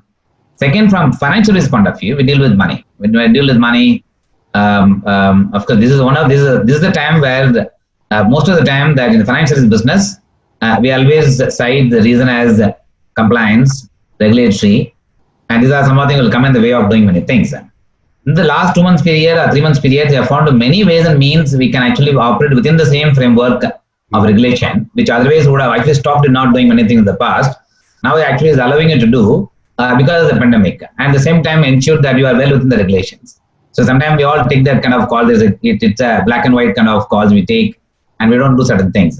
So that's something once it becomes a nature of people do from work from home and apply all those things, then how to actually monitor them. I think the monitoring it not of course policing it, I will not call it as policing it, but it's monitoring it on a regular basis and ensure that when we deal with the task that has been given is delivered to the truest within the broad regulatory framework, within the broad spectrum of operation that we set aside for the company, even from customer point of view. The third, of course, is risk, which nowadays I don't ask any of my team members, where are you? The one common question we used to always ask, where are you? Are you in Delhi and so on? Nowadays you don't ask because everybody is, of course, operating from home but still doing the same work from rest of the places. Therefore, one other thing which I see as an opportunity is the talent sourcing is becoming a lot more easier. Wherever, even from sitting in America, you can actually manage certain activities in India and vice versa. We always used to think offshore and onshoring of work, which happens in the technology space. Now it's equally applicable even in the financial space that you can actually have the talents. So that essentially means some amount of risk in terms of how to actually manage your team dynamics in the change world where people can actually deliver to the fullest of their potential, at the same time retain the importance of being in the organizations. These are some of the things which comes to my mind, Suresh. Of course, the risk is something in our industry is the insider trading, the way I think you are sitting at home and you are able to manage the customers' expectations. That remains actually a key risk for us in the financial business. Okay. All right, Malika, I'm coming back to, sorry, Malika, you wanted to add to that. I was listening to this discussion on the work from home. I thought I'd like to share an interesting feedback that we had a few days ago. We were talking to the women in the office, and we had a Zoom call, and we were talking to the women in the office, and I think we had some very interesting feedback. Most of them came out and said that they believed that the productivity was up. They believe that while they're used to multitasking, in the initial days, the pressure on them was very high, but now it's settled into a routine, they're able to manage. So they're quite enjoying that. But strangely, they said, while they love this and the respect for them at home has gone up because people are beginning to appreciate how hard they work. So that was an interesting angle. And most importantly, they said, going forward, we don't want to do work from home full time. We'd like to have an option where we come sometimes to the office. One of them, for example, said to me on the call, it's nice to meet you and speak to you after so many months. So they want that social interaction. And so it's a question of how, therefore, are we going to balance, yes, essentially work from home, but also be able to come to the office, one, to bond with their colleagues, and secondly, to also, as they said, give us a little space. We need a little space. We need to get out of home. We need to get out of home. We need to get to the office. So I thought this was interesting feedback and quite mature feedback. So the challenge for us as corporates is how do we give this flexibility while keeping the bonds, the cultural bonds, the ties, as well as their attachment, some space for them when they come to the office. So I think this is what we are grappling with. Malika, I'm going to ask you a follow-up question to that. The last few years, we've been hearing reports of a reduction of women in the workforce, at least in the white-collar workforce. There's been a reduction of women. So will this COVID and pandemic help in more diversity? Will more women enter the workforce now? I really think so. I am somehow, I'm very firmly believing, and I explained to you the example that I saw of the rural women working from their homes. We have a group of differently abled women running a factory for us, and they showed some marvelous courage the way they handled the work during this lockdown. And I think the concept of working from home has become so well accepted that in itself gives a tremendous opportunity for women. And if we play both at the corporate level and at a government policy level, if we can play this correctly, I think here's a nice opportunity to step up sharply. The participation of women in the workforce lags behind a number of developing countries, also certainly the BRIC nations, in terms of women participation in the workforce. So this could be an opportunity to change that and provide the step change up, and I think it will happen. Gautam, same question to you. Will this pandemic see a greater diversity in the workforce because of work from home and the other technologies that we're using? I think so, and I hope so. I think for multiple reasons. See, a large part of the women population to work was hampered because of commute, and the hours which were fixed, which is the prime hours of the day. Now, if you for a moment start believing that gig economy is going to happen, where you can do one or two jobs that you like anywhere in the world, it will pull a lot of people, especially in the women population, into the workforce. From that perspective, I certainly believe that the gig economy will get a certain boost out of this pandemic, because people have started to now realize that this is actually possible. a lot of the things that we are seeing in the macro ecosystem, we used to believe that a sales can't happen till you actually meet the person. Now the pandemic has forced people to close the deal without actually meeting the person. So it's not that people didn't think, but they never believed that it can actually happen. Now these are, or even a board meeting, today, board meetings are happening virtually, where it was mandated that you have to all be in a physical place, to conduct a board meeting. Now, all these beliefs that we had in our mind are changing, with data points and proof points. So people are taking the positive walk towards, hey, this is possible, and this, I've seen it work. So they will further push the limits to these aspects. I do think a lot of opportunities where the rigidity of the workplace goes away will encourage a lot of diversity in the workforce, across the country. And that's both my thought process as well as my hope as well. Thanks, Gautam. My next question is actually to all three of you. I'm going to start with Bala first. It's a simple question. What are the top 3 elements of building a resilient organization? People are talking about agility and resilience a lot during this pandemic. Top 3 or 4 qualities that go into building this kind of organization. I think one or two things which comes to my top of my mind, Suresh, is the learning curve of people has to be a constant. I think the world is changing, and as we are not prepared for a pandemic, something which now had to get adjusted. Therefore, the change is going to be real. Therefore, how far we keep the learning curve of every individuals to adapt to the new situation is something which is key to build a organization. Second is more from financial risk point of view, how we manage the risk on ongoing basis. This kind of risk suddenly will come. How well you are prepared for such unknown risk when it comes and hits you, and how you are actually prepared for such things is something which is again key. Third, of course, with respect, now that everything is becoming a technology, and how well we are advanced with respect to adapting to the technology and using the technology for building a great organization. And also given the fact that the data is now becoming new oil, and no doubt is widely spoken about, the question is how truly are we able to use the data and analysis in building a business, adapting some kind of innovative approach, and that's something which again will remain as a key to the success in building a sustainable organization. And finally, the deep involvement of employees in the whole evaluation process, which I think is no more actually top down, is also now becoming a bottom up, where the collective involvement of employees can actually give a greater insight to the organization. Therefore, how well you actually are able to adopt it, and through the evaluation process of the co-create kind of model with the employees' contribution coming in. That's why I think all the 3 factors put together and involvement of employees, in my view, will create a very robust, resilient organization. Malika, same question to you. Elements of creating a robust, resilient organization, whether you're a startup, whether you're a giant conglomerate. Maybe let me begin with, I think the most important thing to building some resilience is, in my perspective, financial strength. Financial strength would be one, I think, a very balanced exposure, be it in terms of your revenue streams or be it in terms of your suppliers. That would be a second factor.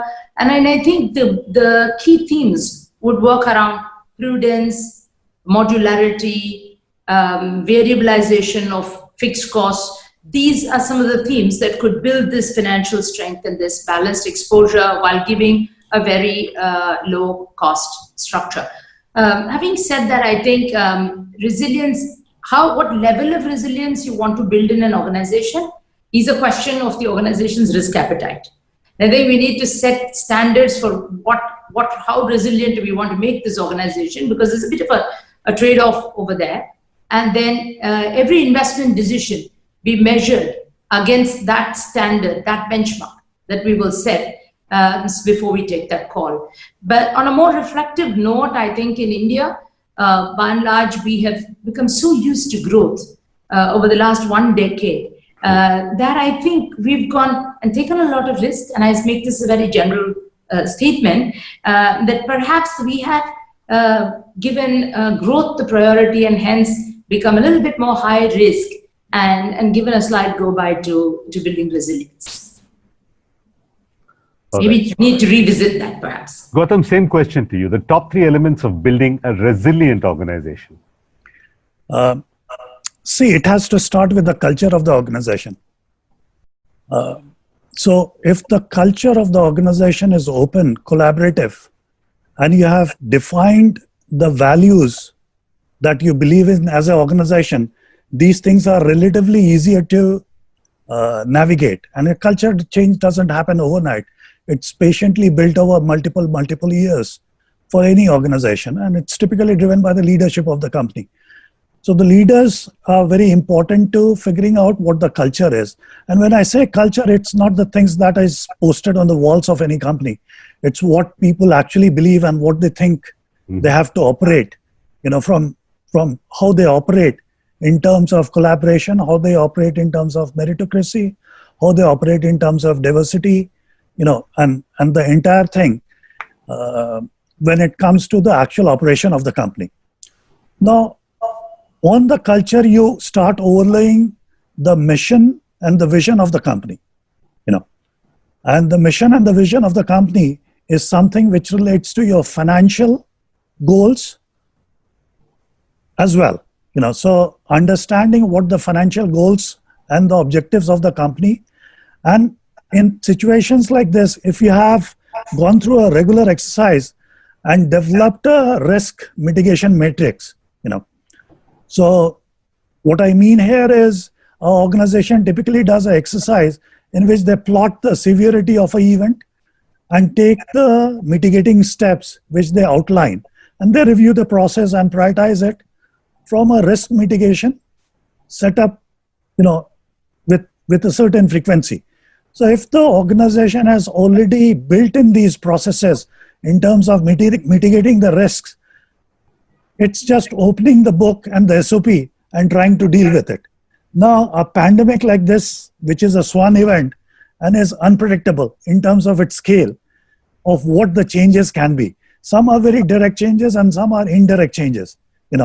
Now someone has to be sitting and do some future gazing as to how it will impact the specific industry that is getting impacted because of this. So if I take 2 examples from my portfolio, one is in education tech, which has just gone through the roof because everybody has now started to believe that education, at least the ways it's going to be delivered, has fundamentally going to change.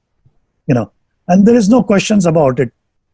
Students, we thought that they can't learn online, are now forced to learn online. And that behavior is continued to going to change across the world.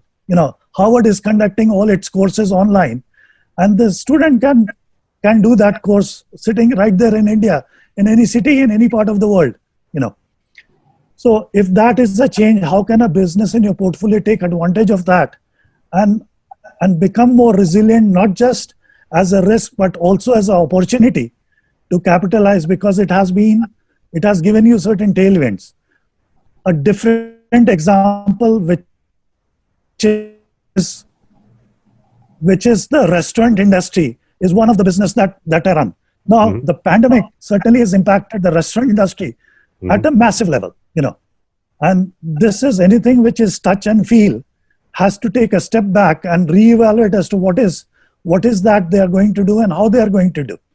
Now, this team is continuing to evaluate and trying to think ways to innovate around contactless dining, So the ability of an entity to be able to figure out what is the opportunity that lies because of a change given to them is coming directly from the culture that the company has inherited, or the teams have inherited from the company's culture, right? That's. All right, that brings us almost to the end of this discussion. I'm going to ask each of you for closing comments, and I'm going to go turn by turn. Bala, my first closing question is to you. The term Black Swan has been used quite often by panelists on this discussion and by business commentators around the world to describe this event. A Black Swan event is supposed to occur once in your lifetime. But the financial services industry has already seen it twice in the last 20 years, once in 2008 and once. Why are Black Swans becoming so regular? Of course, it's interesting. We had Nassim Taleb part of one of our annual conference very recently. In fact, he said the man who wrote this book as Black Swan is that the current COVID event is not a Black Swan event. Okay. I was even surprised to hear that. Okay. But irrespective of that, definitely I think the world is getting integrated. I think we can't escape from that. The world is getting integrated. In a financial market, sometimes we make a joke that if Japan sneezes, India may get a cold. So I think the fungibility, I think, has gone up quite a lot. Mm-hmm. In this kind of scenario, when the financial markets are all getting integrated and we are now adapting to the global practices, when this kind of event comes, such COVID, where the entire the economy is actually taken backward by about 1 or 2 years, then actually it affects the whole economy in general and also the financial market in particular. And the financial market, if it doesn't remain calm, and naturally it actually impacts the whole the system as a whole.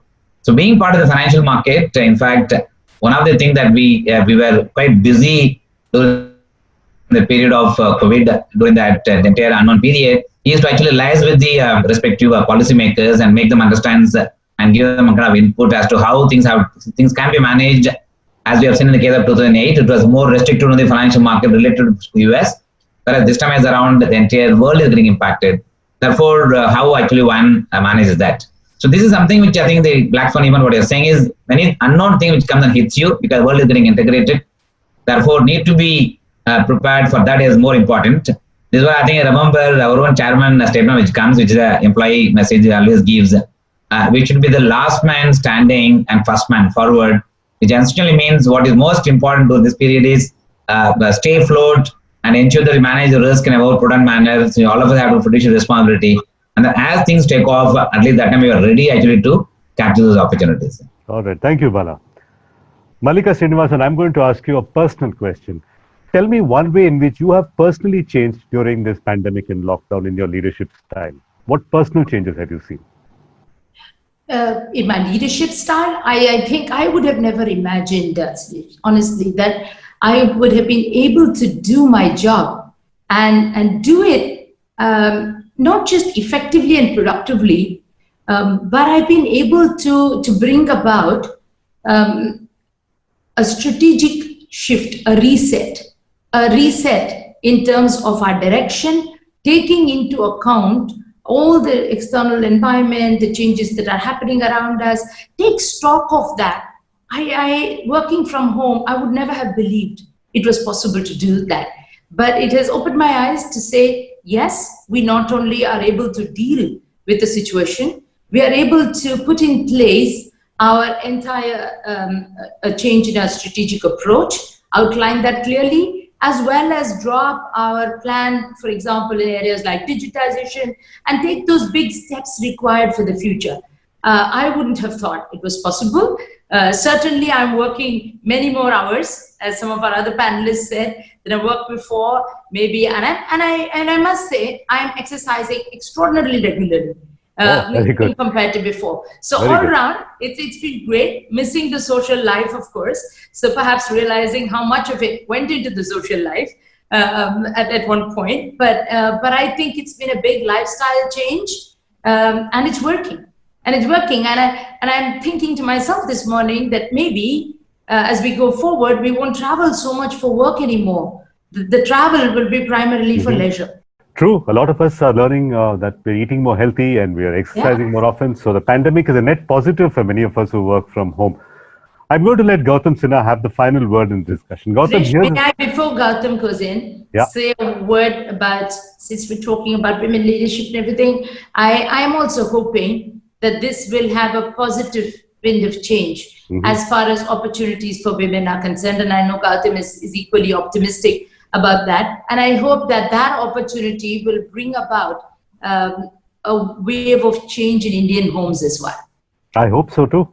We need more women leaders both in the workplace and in the home. The whole ambience at home and everything. I'm looking forward with women taking more and more participation in the economy, that there will be some nice winds of change sweeping across Indian homes as well. That is the hope. We all hope for exactly the same thing.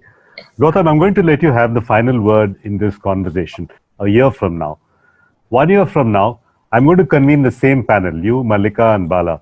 What do you think we'll be talking about? That we're all vaccinated and it was a scare, it went off, or it's still there? Or I think it's not, we can't be as optimistic that 2021 will change everything. We'll certainly make progress. But we also have to start to learn to live with pandemics like this. Mm-hmm. And I think it's important for both the workplace and the homes to adopt to how we act both socially and professionally in the workplaces in changed environments like this. A lot will change, and I don't want to mince my words by saying and understanding that, but I don't think the world is going to go back to pre-COVID era in a year from now, And I think that change, that because of this pandemic, we have to understand what are the things which will accelerate. Specific to my industry, as we started out by saying, digital adoption probably will get a 10-20% boost, and the compressed timelines of at least 2 to 3 years in terms of digital adoption has already happened or started to happen, and people are seeing that kind of behavior. Now the social changes related to that and technological changes, especially the adoption and the acceleration in adoption of ML and artificial intelligence, will also try to compensate for the things we're not able to get face-to-face time. So you will also see these technological changes happening within the ecosystem, within the macroeconomy, to be able to bridge the gaps that we have lost because of the COVID and the pandemic. Even some of the compensation in terms of social behavior, you will see a lot of technology coming into play in terms of how that behavior gets compensated. We are not going to leave our social health and our mental health behind. So we have to find mechanisms to cope with it or even excel in it in the current situations. I do hope that in a year, this is behind us, but I don't think I will be that optimistic from just a business point of view that things are going to go back to normal, this soon. All right. Thank you, Gautam. That brings us to the end of this discussion on managing risk. Mallika Srinivasan, Gautam Sinha, and A. Balasubramanian, thank you very much for joining us on behalf of ETPrime. Thank you. Thank you, Suresh. It's my pleasure. Thank you, everyone. Yes. Thank you. So there you have it. That's what some of India's best leaders have to say about managing risk. Let's now move from risk to reward. The selection process for the ETPrime Women Leadership Award involved nomination from individuals, corporations, editorial and research teams over several weeks. Nominees furnished their accomplishments and achievements to justify their candidature. We are delighted to share that the entries to the ETPrime Women Leadership Awards grew over 2x this year. Each nomination was scrutinized at multiple levels by senior editors of ET.com, Accord India, and Traxin, and whittled down to a shortlist based on qualitative and quantitative metrics for the jury to deliberate and decide the winners. We are pleased that the jury also expanded this year to 10 members. Members of the jury included Aisha De Sequeira of Morgan Stanley, Amit Chandra of Bain Capital, Ashok Hullar of Citi India, Gautam Sinha of Times Internet, Kartik Reddy of Bloom Ventures, Rakesh Junjunwala of Rare Enterprises, Rekha Menon of Accenture, Samina Hamid of Cipla, and Santrup Mishra of the Aditya Birla Group, and Shanti Ekambran of Kotak Mahindra Bank.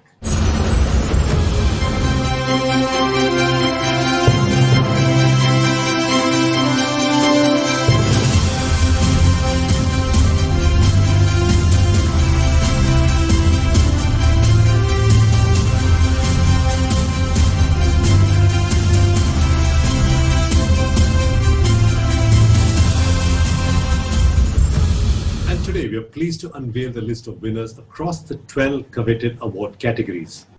Each winner defines the spirit of entrepreneurship, of excellence and innovation amongst Indian women leaders. The ET Women's Leadership Award is not just a recognition for veteran women leaders of established companies.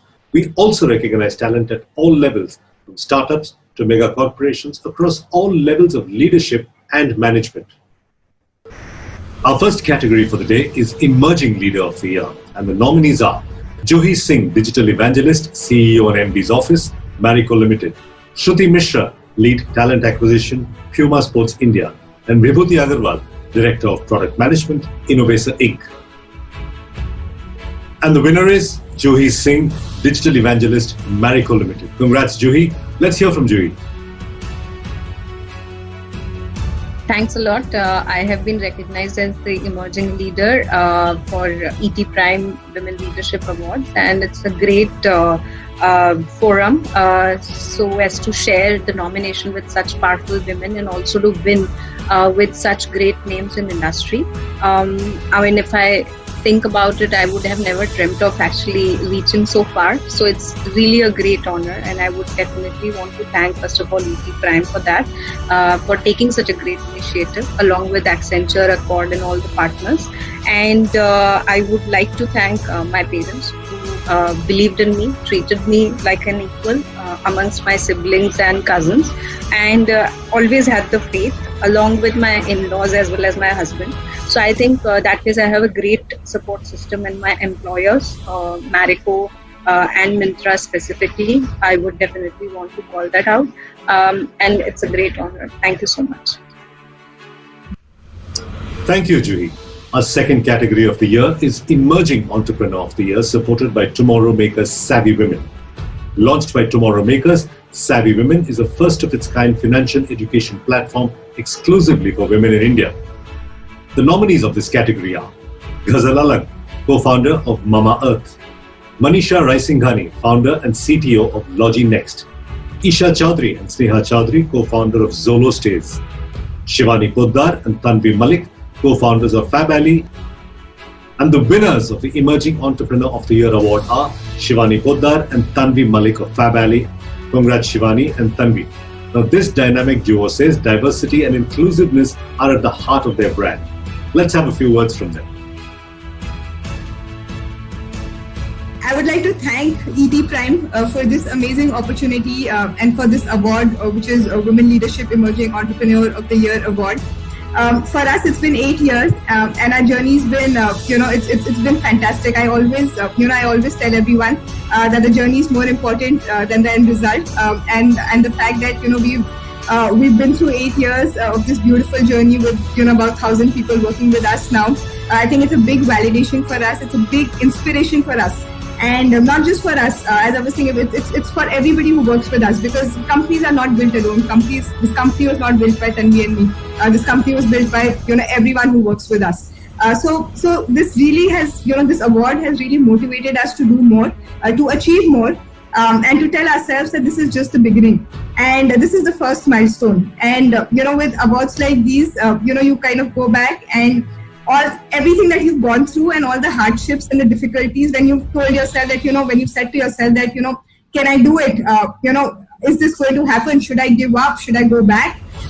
Everything goes away. And you look at it and you say that, no, I mean, we've built this, we've come to this step, and we've been here at this journey, at this part of the journey, and it's only going to be up and up from here. So thank you, Economic Times. Thank you to the team and the jury for selecting us, for honoring us. And this award is going to go a long way in inspiring us to just do more, both for our companies, for our employees, and for the society. So thank you so much. Thank you for honoring us with ETPrime Women Leadership Emerging Entrepreneur of the Year award. It's such a pleasure and honor to receive this award. When you get an award like this, you tend to go back in time, and there's a lot of retrospective thoughts you have. So with me, when I got Ankita's mail, I started thinking about how we started, and Shivani and I leaving our job, and the turns and twists along the way, the times that we thought that we wouldn't survive more than a quarter, and then the happy moments where we got our funding, where we got our first funding, and then second, and so on and so forth, and when we opened our first stores, and these kind of milestones and the low moments, all of that becomes so much more amplified, and there's so much wealth and validation that you have in your journey when you get an award like this. So it really, really means a lot. And it's, again, this is something Shivani's mentioned, but it takes a village.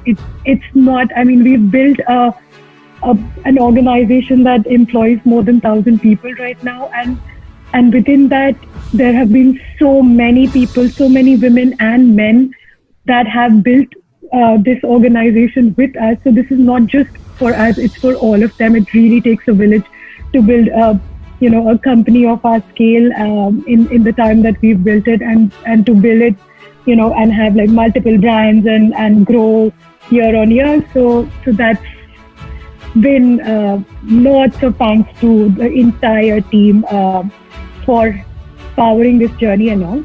And of course, thanks to the jury and Economic Times team for selecting us. Good decision. Thank you so much. Thank you, Shivani. Thank you, Tanvi. The nominees for the next category of awards, the Accenture Vahini Innovator of the Year, are Anu Acharya, CEO, Map My Genome; Ghazal Kalra, co-founder Rivigo; Geeta Manjunath, co-founder and CEO, Niramai Health Analytics; Joe Agarwal, creator and CEO, Visa; and Sairi Chahal, founder and CEO, Shiro's. And the winner of the Accenture Vahini Innovator of the Year is Geeta Manjunath of Niramai Health Analytics. A big round of applause for Geeta for being adjudged the winner, and for Niramai being recognized as among the top AI startups in the world. Let's hear from Geeta herself. I'm very happy to receive the Accenture Vahini Innovator Award of the Year. We are very thankful to Economic Times Prime, ETPrime, and Accenture for providing this opportunity to showcase all the good work that women can do, right?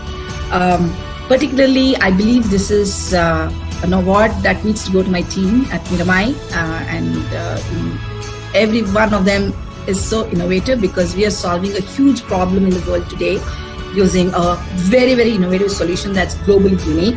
And so this award goes to my team, Niramai. Thank you so much. Thank you, Geeta. Coming up next is the Technology Leader of the Year Award, and the nominees are Gargi Banerjee Dasgupta, Director, IBM Research India; Harmeen Mehta, Global Chief Technology Officer and Head Cloud and Security Business, Bharti Airtel; Kalavati GV, CEO, Philips Innovation Campus; Shalini Kapoor, IBM; and Dr. Sukanya Mishra, Mastercard Technology India. And the winner is Gargi Banerjee Dasgupta, Director, IBM Research India. Gargi is the first woman to lead IBM Research Labs India. She works on AI driving deep technology innovation and has authored over 50 publications. Let's hear from her. Thank you, ETPrime, for this honor. I am truly overwhelmed, and I think right now not a lot of words are coming to me, but I'll give it a shot. First of all, the first set of folks that I think about is my kids and family, who've made such unending sacrifices for me to believe in myself. And this award really, more than me, I think it stands out for all the smart young women who are out there, braving themselves and daring to believe and daring to change the world and daring to be the first this and first that. And I'd really like to dedicate this award to them, and thank you again. I'm truly honored, and I really hope that I can serve technology and my country in many, many more ways in the years to come. Thank you. Thank you, Gargi. We now have the award for HR Leader of the Year, and the nominees are Alka Mittal, HR Director, ONGC; Mahalakshmi R, Head of HR India, Mondelez International; Rachna Mukherjee, Chief HR Officer, Schneider Electric India and South Asia; Shirin Salis, VP HR Train Technologies; and Urvi Aradhya, Chief HR Officer, K. Raheja Corp. And the winner is Urvi Aradhya, Chief HR Officer of the K. Raheja Group. Urvi leads the HR function in the very people-intensive hospitality, retail, and real estate sectors, combating tough headwinds. Urvi Aradhya is a people leader, creating value for the company, its human resource, the industry, and the community at large. Let's hear from Urvi. Hi everyone, I'm extremely honored to receive this prestigious award, ETPrime Women Leadership Award, HR Leader of the Year Award. I would like to thank jury for recognizing my work because I'm pretty sure every nominee in this category was equally capable, if not more, to win this award. In my journey to leadership, there have been many challenges, but it has only strengthened me to the person who I am today. And I have been very lucky to have great mentors and amazing colleagues for whom I have deepest respect and who always challenged me to perform better and better at every stage in my career. And for me, in particular, it's been amazing 13 years of journey at Kera HR Corp with HR-centric promoters, forward-looking CEOs of each businesses who always supported in executing any HR initiative that we wanted to carry out. And most importantly, my very bright and passionate HR team at Kera HR Corp, Chalet Hotels and Innovate Malls. So hey guys, this award is for all of us and not mine alone. And together looking forward to do even more meaningful work and more path-breaking work in the HR space. Thank you so much. Thank you, Urvi. Up next is the Finance Leader of the Year, and the nominees are Jayashree Sadagoppan, Executive VP and CFO, Coromandel International; Jyotsna Sharma, CFO, Bridgestone India; Pinky Mehta, CFO, Aditya Birla Capital; Pooja Thakur, VP Finance and CFO, GlaxoSmithKline Pharmaceuticals; and Rashmi Joshi, CFO and Whole-Time Director, Castrol India. And the winner is Pinky Mehta, CFO, Aditya Birla Capital. Pinky joined Aditya Birla Group as a young rookie and has built her innings within the organization. Congrats, Pinky. Here's what Pinky Mehta had to say. I'm really thrilled, to get this Finance Leader of the Year ETPrime Women Leadership Award. I'm thankful to the ETPrime and the jury for making me worthy for this award. To Mr. Birla for the trust, confidence, and the faith he has kept on me. And my present boss Ajay Srinivasan for the wonderful support, inspirations, and the empowerment which he has given. And I owe a debt of gratitude to my family, to my husband Atul, and my two lovely daughters Shreyanshi and Mika, who has always been supportive of me and for giving me an unconditional love. And of course my team. I'm before this ETPrime only because behind me I have a splendid team without which this journey would not have been possible. I'm really humbled to get this award. Thank you. Thank you, Pinky. Moving on to our next category, Brand and Marketing Leader of the Year. And the nominees are Debospita Mazumdar, former Head of Marketing, Puma; Molly Kapoor, Head of Marketing, Aditya Birla Sun Life, AMC; Neha Ahuja, Head of Marketing, Spotify; Rashi Goel, Director Marketing and Consumer Communication, Nestle; Swati Mohan, Director Marketing, Netflix India. And the winner is Rashi Goel, Director Marketing and Consumer Communications, Nestle India. Rashi has helped brands across the globe through marketing, product innovation, and personal leadership. Congrats, Rashi. Let's hear from her. Thank you so much, ETPrime, Accord, Accenture, and all the jury members who have picked me as ETPrime Women Leadership Brand and Marketing Leader of the Year. I feel very honored and grateful to be receiving this award now. It has taken years of great organizations who have entrusted me with fabulous work, fabulous projects, managers and peers who have not just encouraged me, but propelled me forward.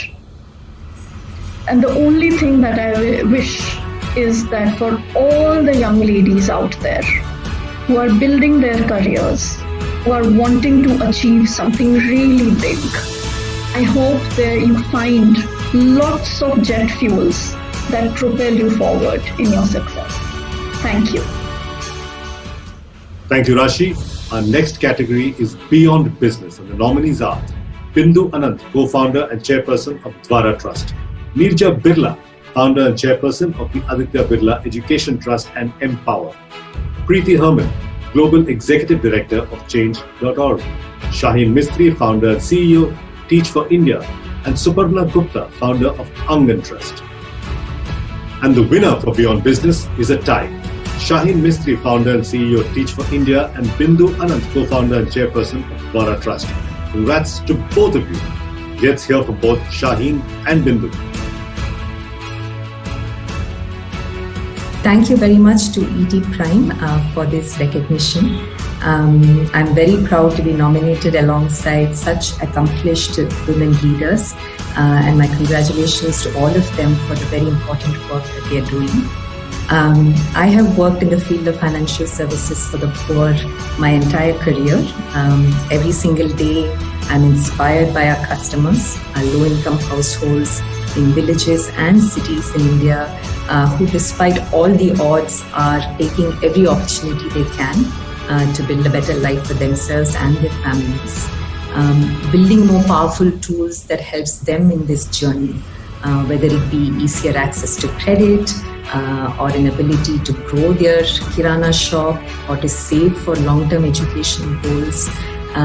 Really, that's the way we and myself are seeking to have an impact in this landscape.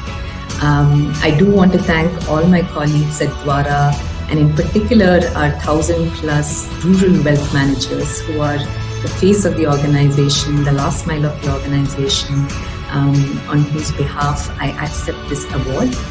It has been an incredible honor for me to lead this organization, which is driven above all by a sense of mission.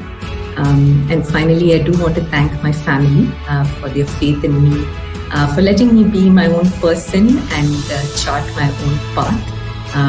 So thank you very much. Thank you so much for this very, very beautiful ETPrime Women Leadership Beyond Business Award.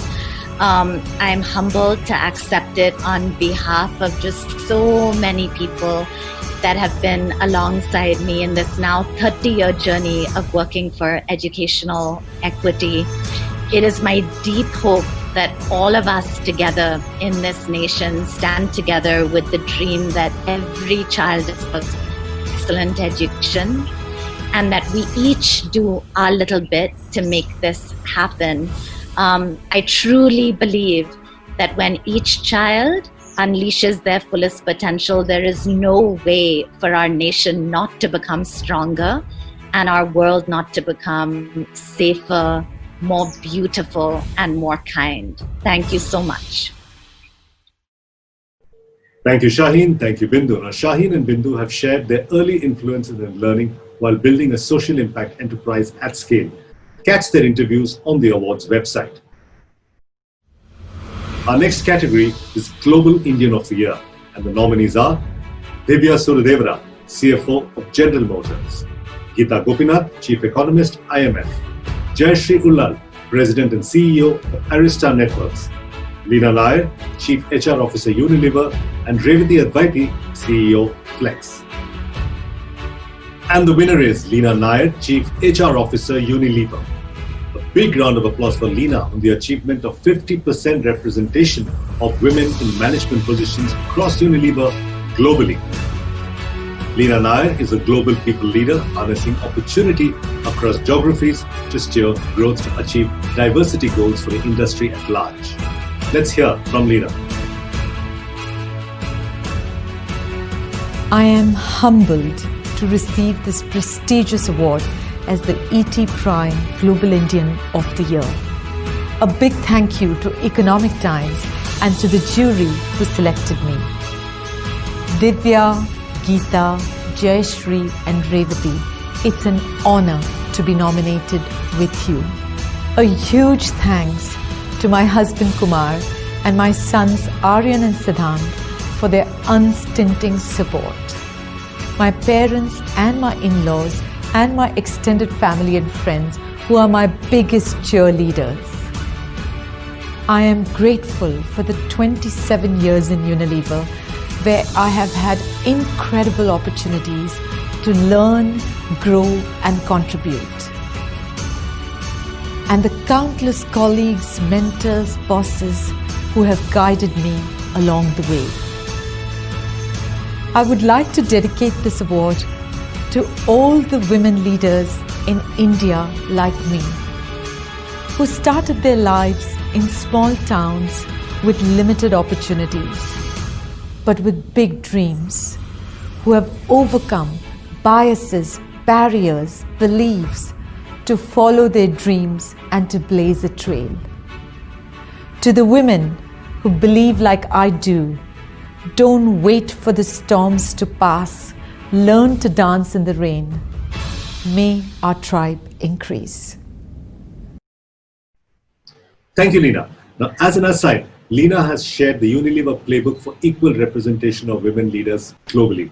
And that's a must-watch video available on demand on the awards website. Moving on to the CEO of the Year Award. And the nominees are Anupriya Acharya, CEO, Publici Group, South Asia. Ashu Suyash, CEO and MD, CRISIL, S&P Global. Kafu Nakhate, President and Country Head, Bank of America, India. Sangeeta Pendurkar, CEO, Aditya Birla Fashion and Retail Limited, Pantaloons. And Sarin Daruwala, CEO, Standard Chartered Bank, India. And the winner is Sangeeta Pendurkar, CEO, Aditya Birla Fashion and Retail, Pantaloons. Sangeeta's journey across pharma, packaged goods, banking and fashion retail is a story of exceptional grit. Let's hear from her now. It is indeed an honor to receive the CEO of the Year ETPrime Women Leadership Award and to be among such an august group of women leaders as co-nominees. This award is a recognition for the 8,000 plus strong member team at the two organizations that I have the privilege of leading, Pantaloons and Jaipur. A big thank you to the team for their dedication and perseverance, and a big thank you to my leadership team for their support and partnership. To my boss, Ashish Dikshit, and to Mr. Kumar Mangalam Birla for believing in me and giving me the opportunity to lead these two wonderful brands.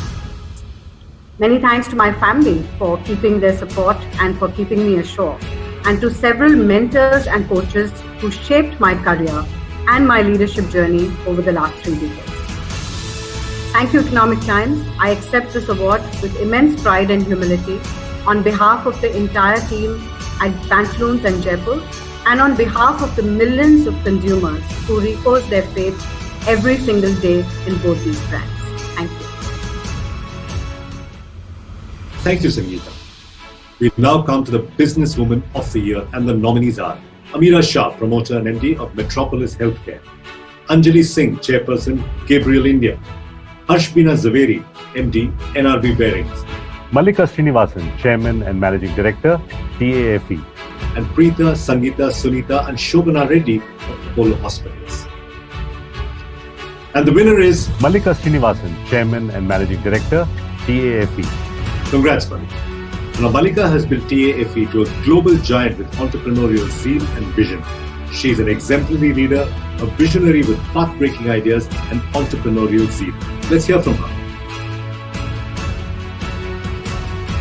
I am indeed honored and privileged to receive the ETPrime's Businesswoman of the Year Award for 2020. The award applauds and celebrates the indomitable spirit of India's women leaders.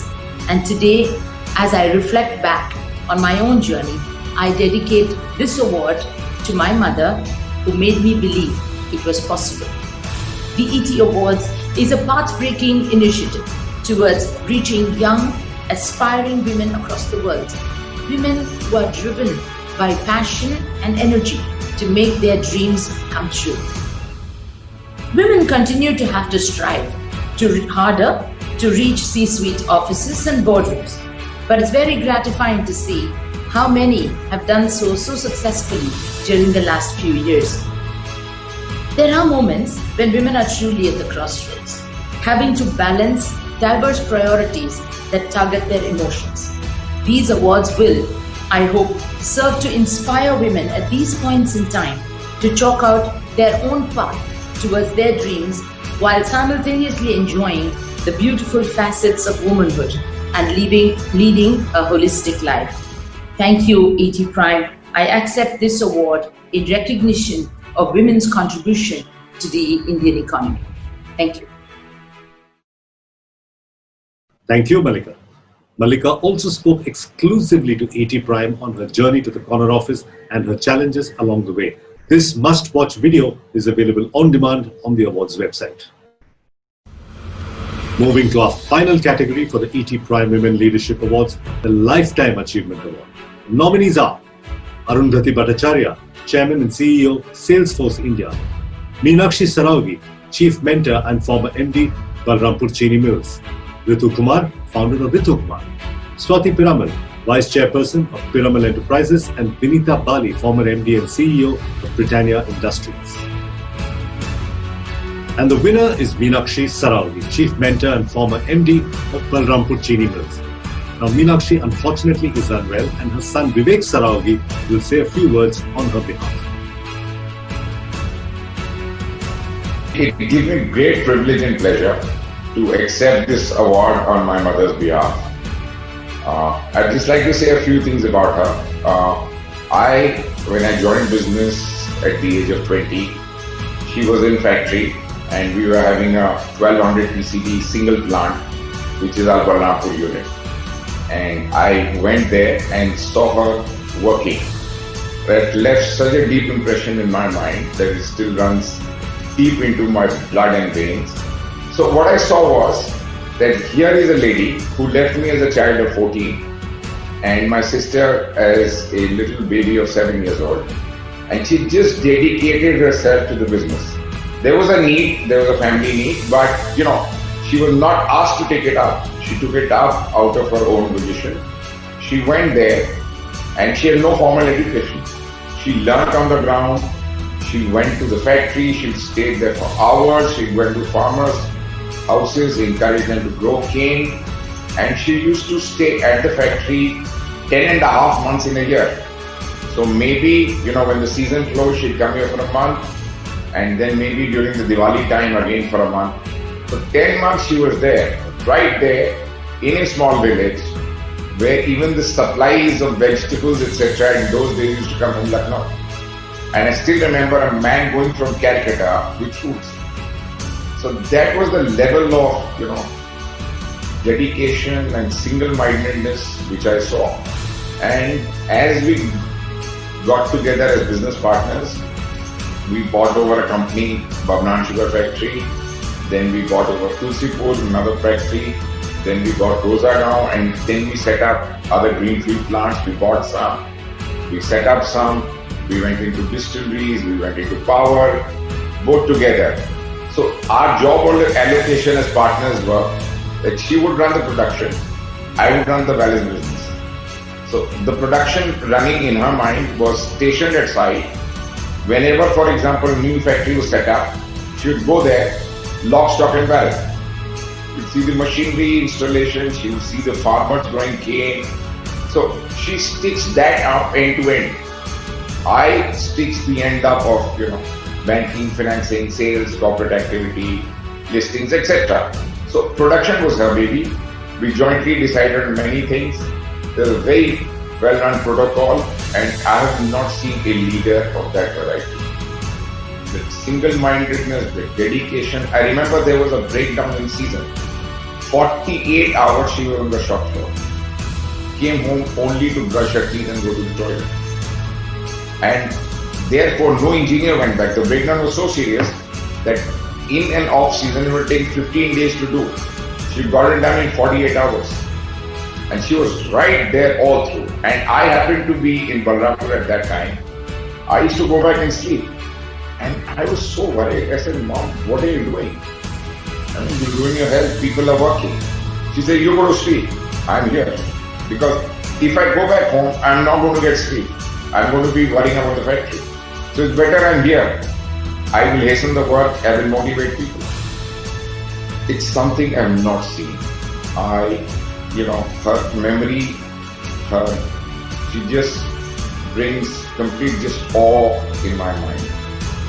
A lady I've seen no parallel of.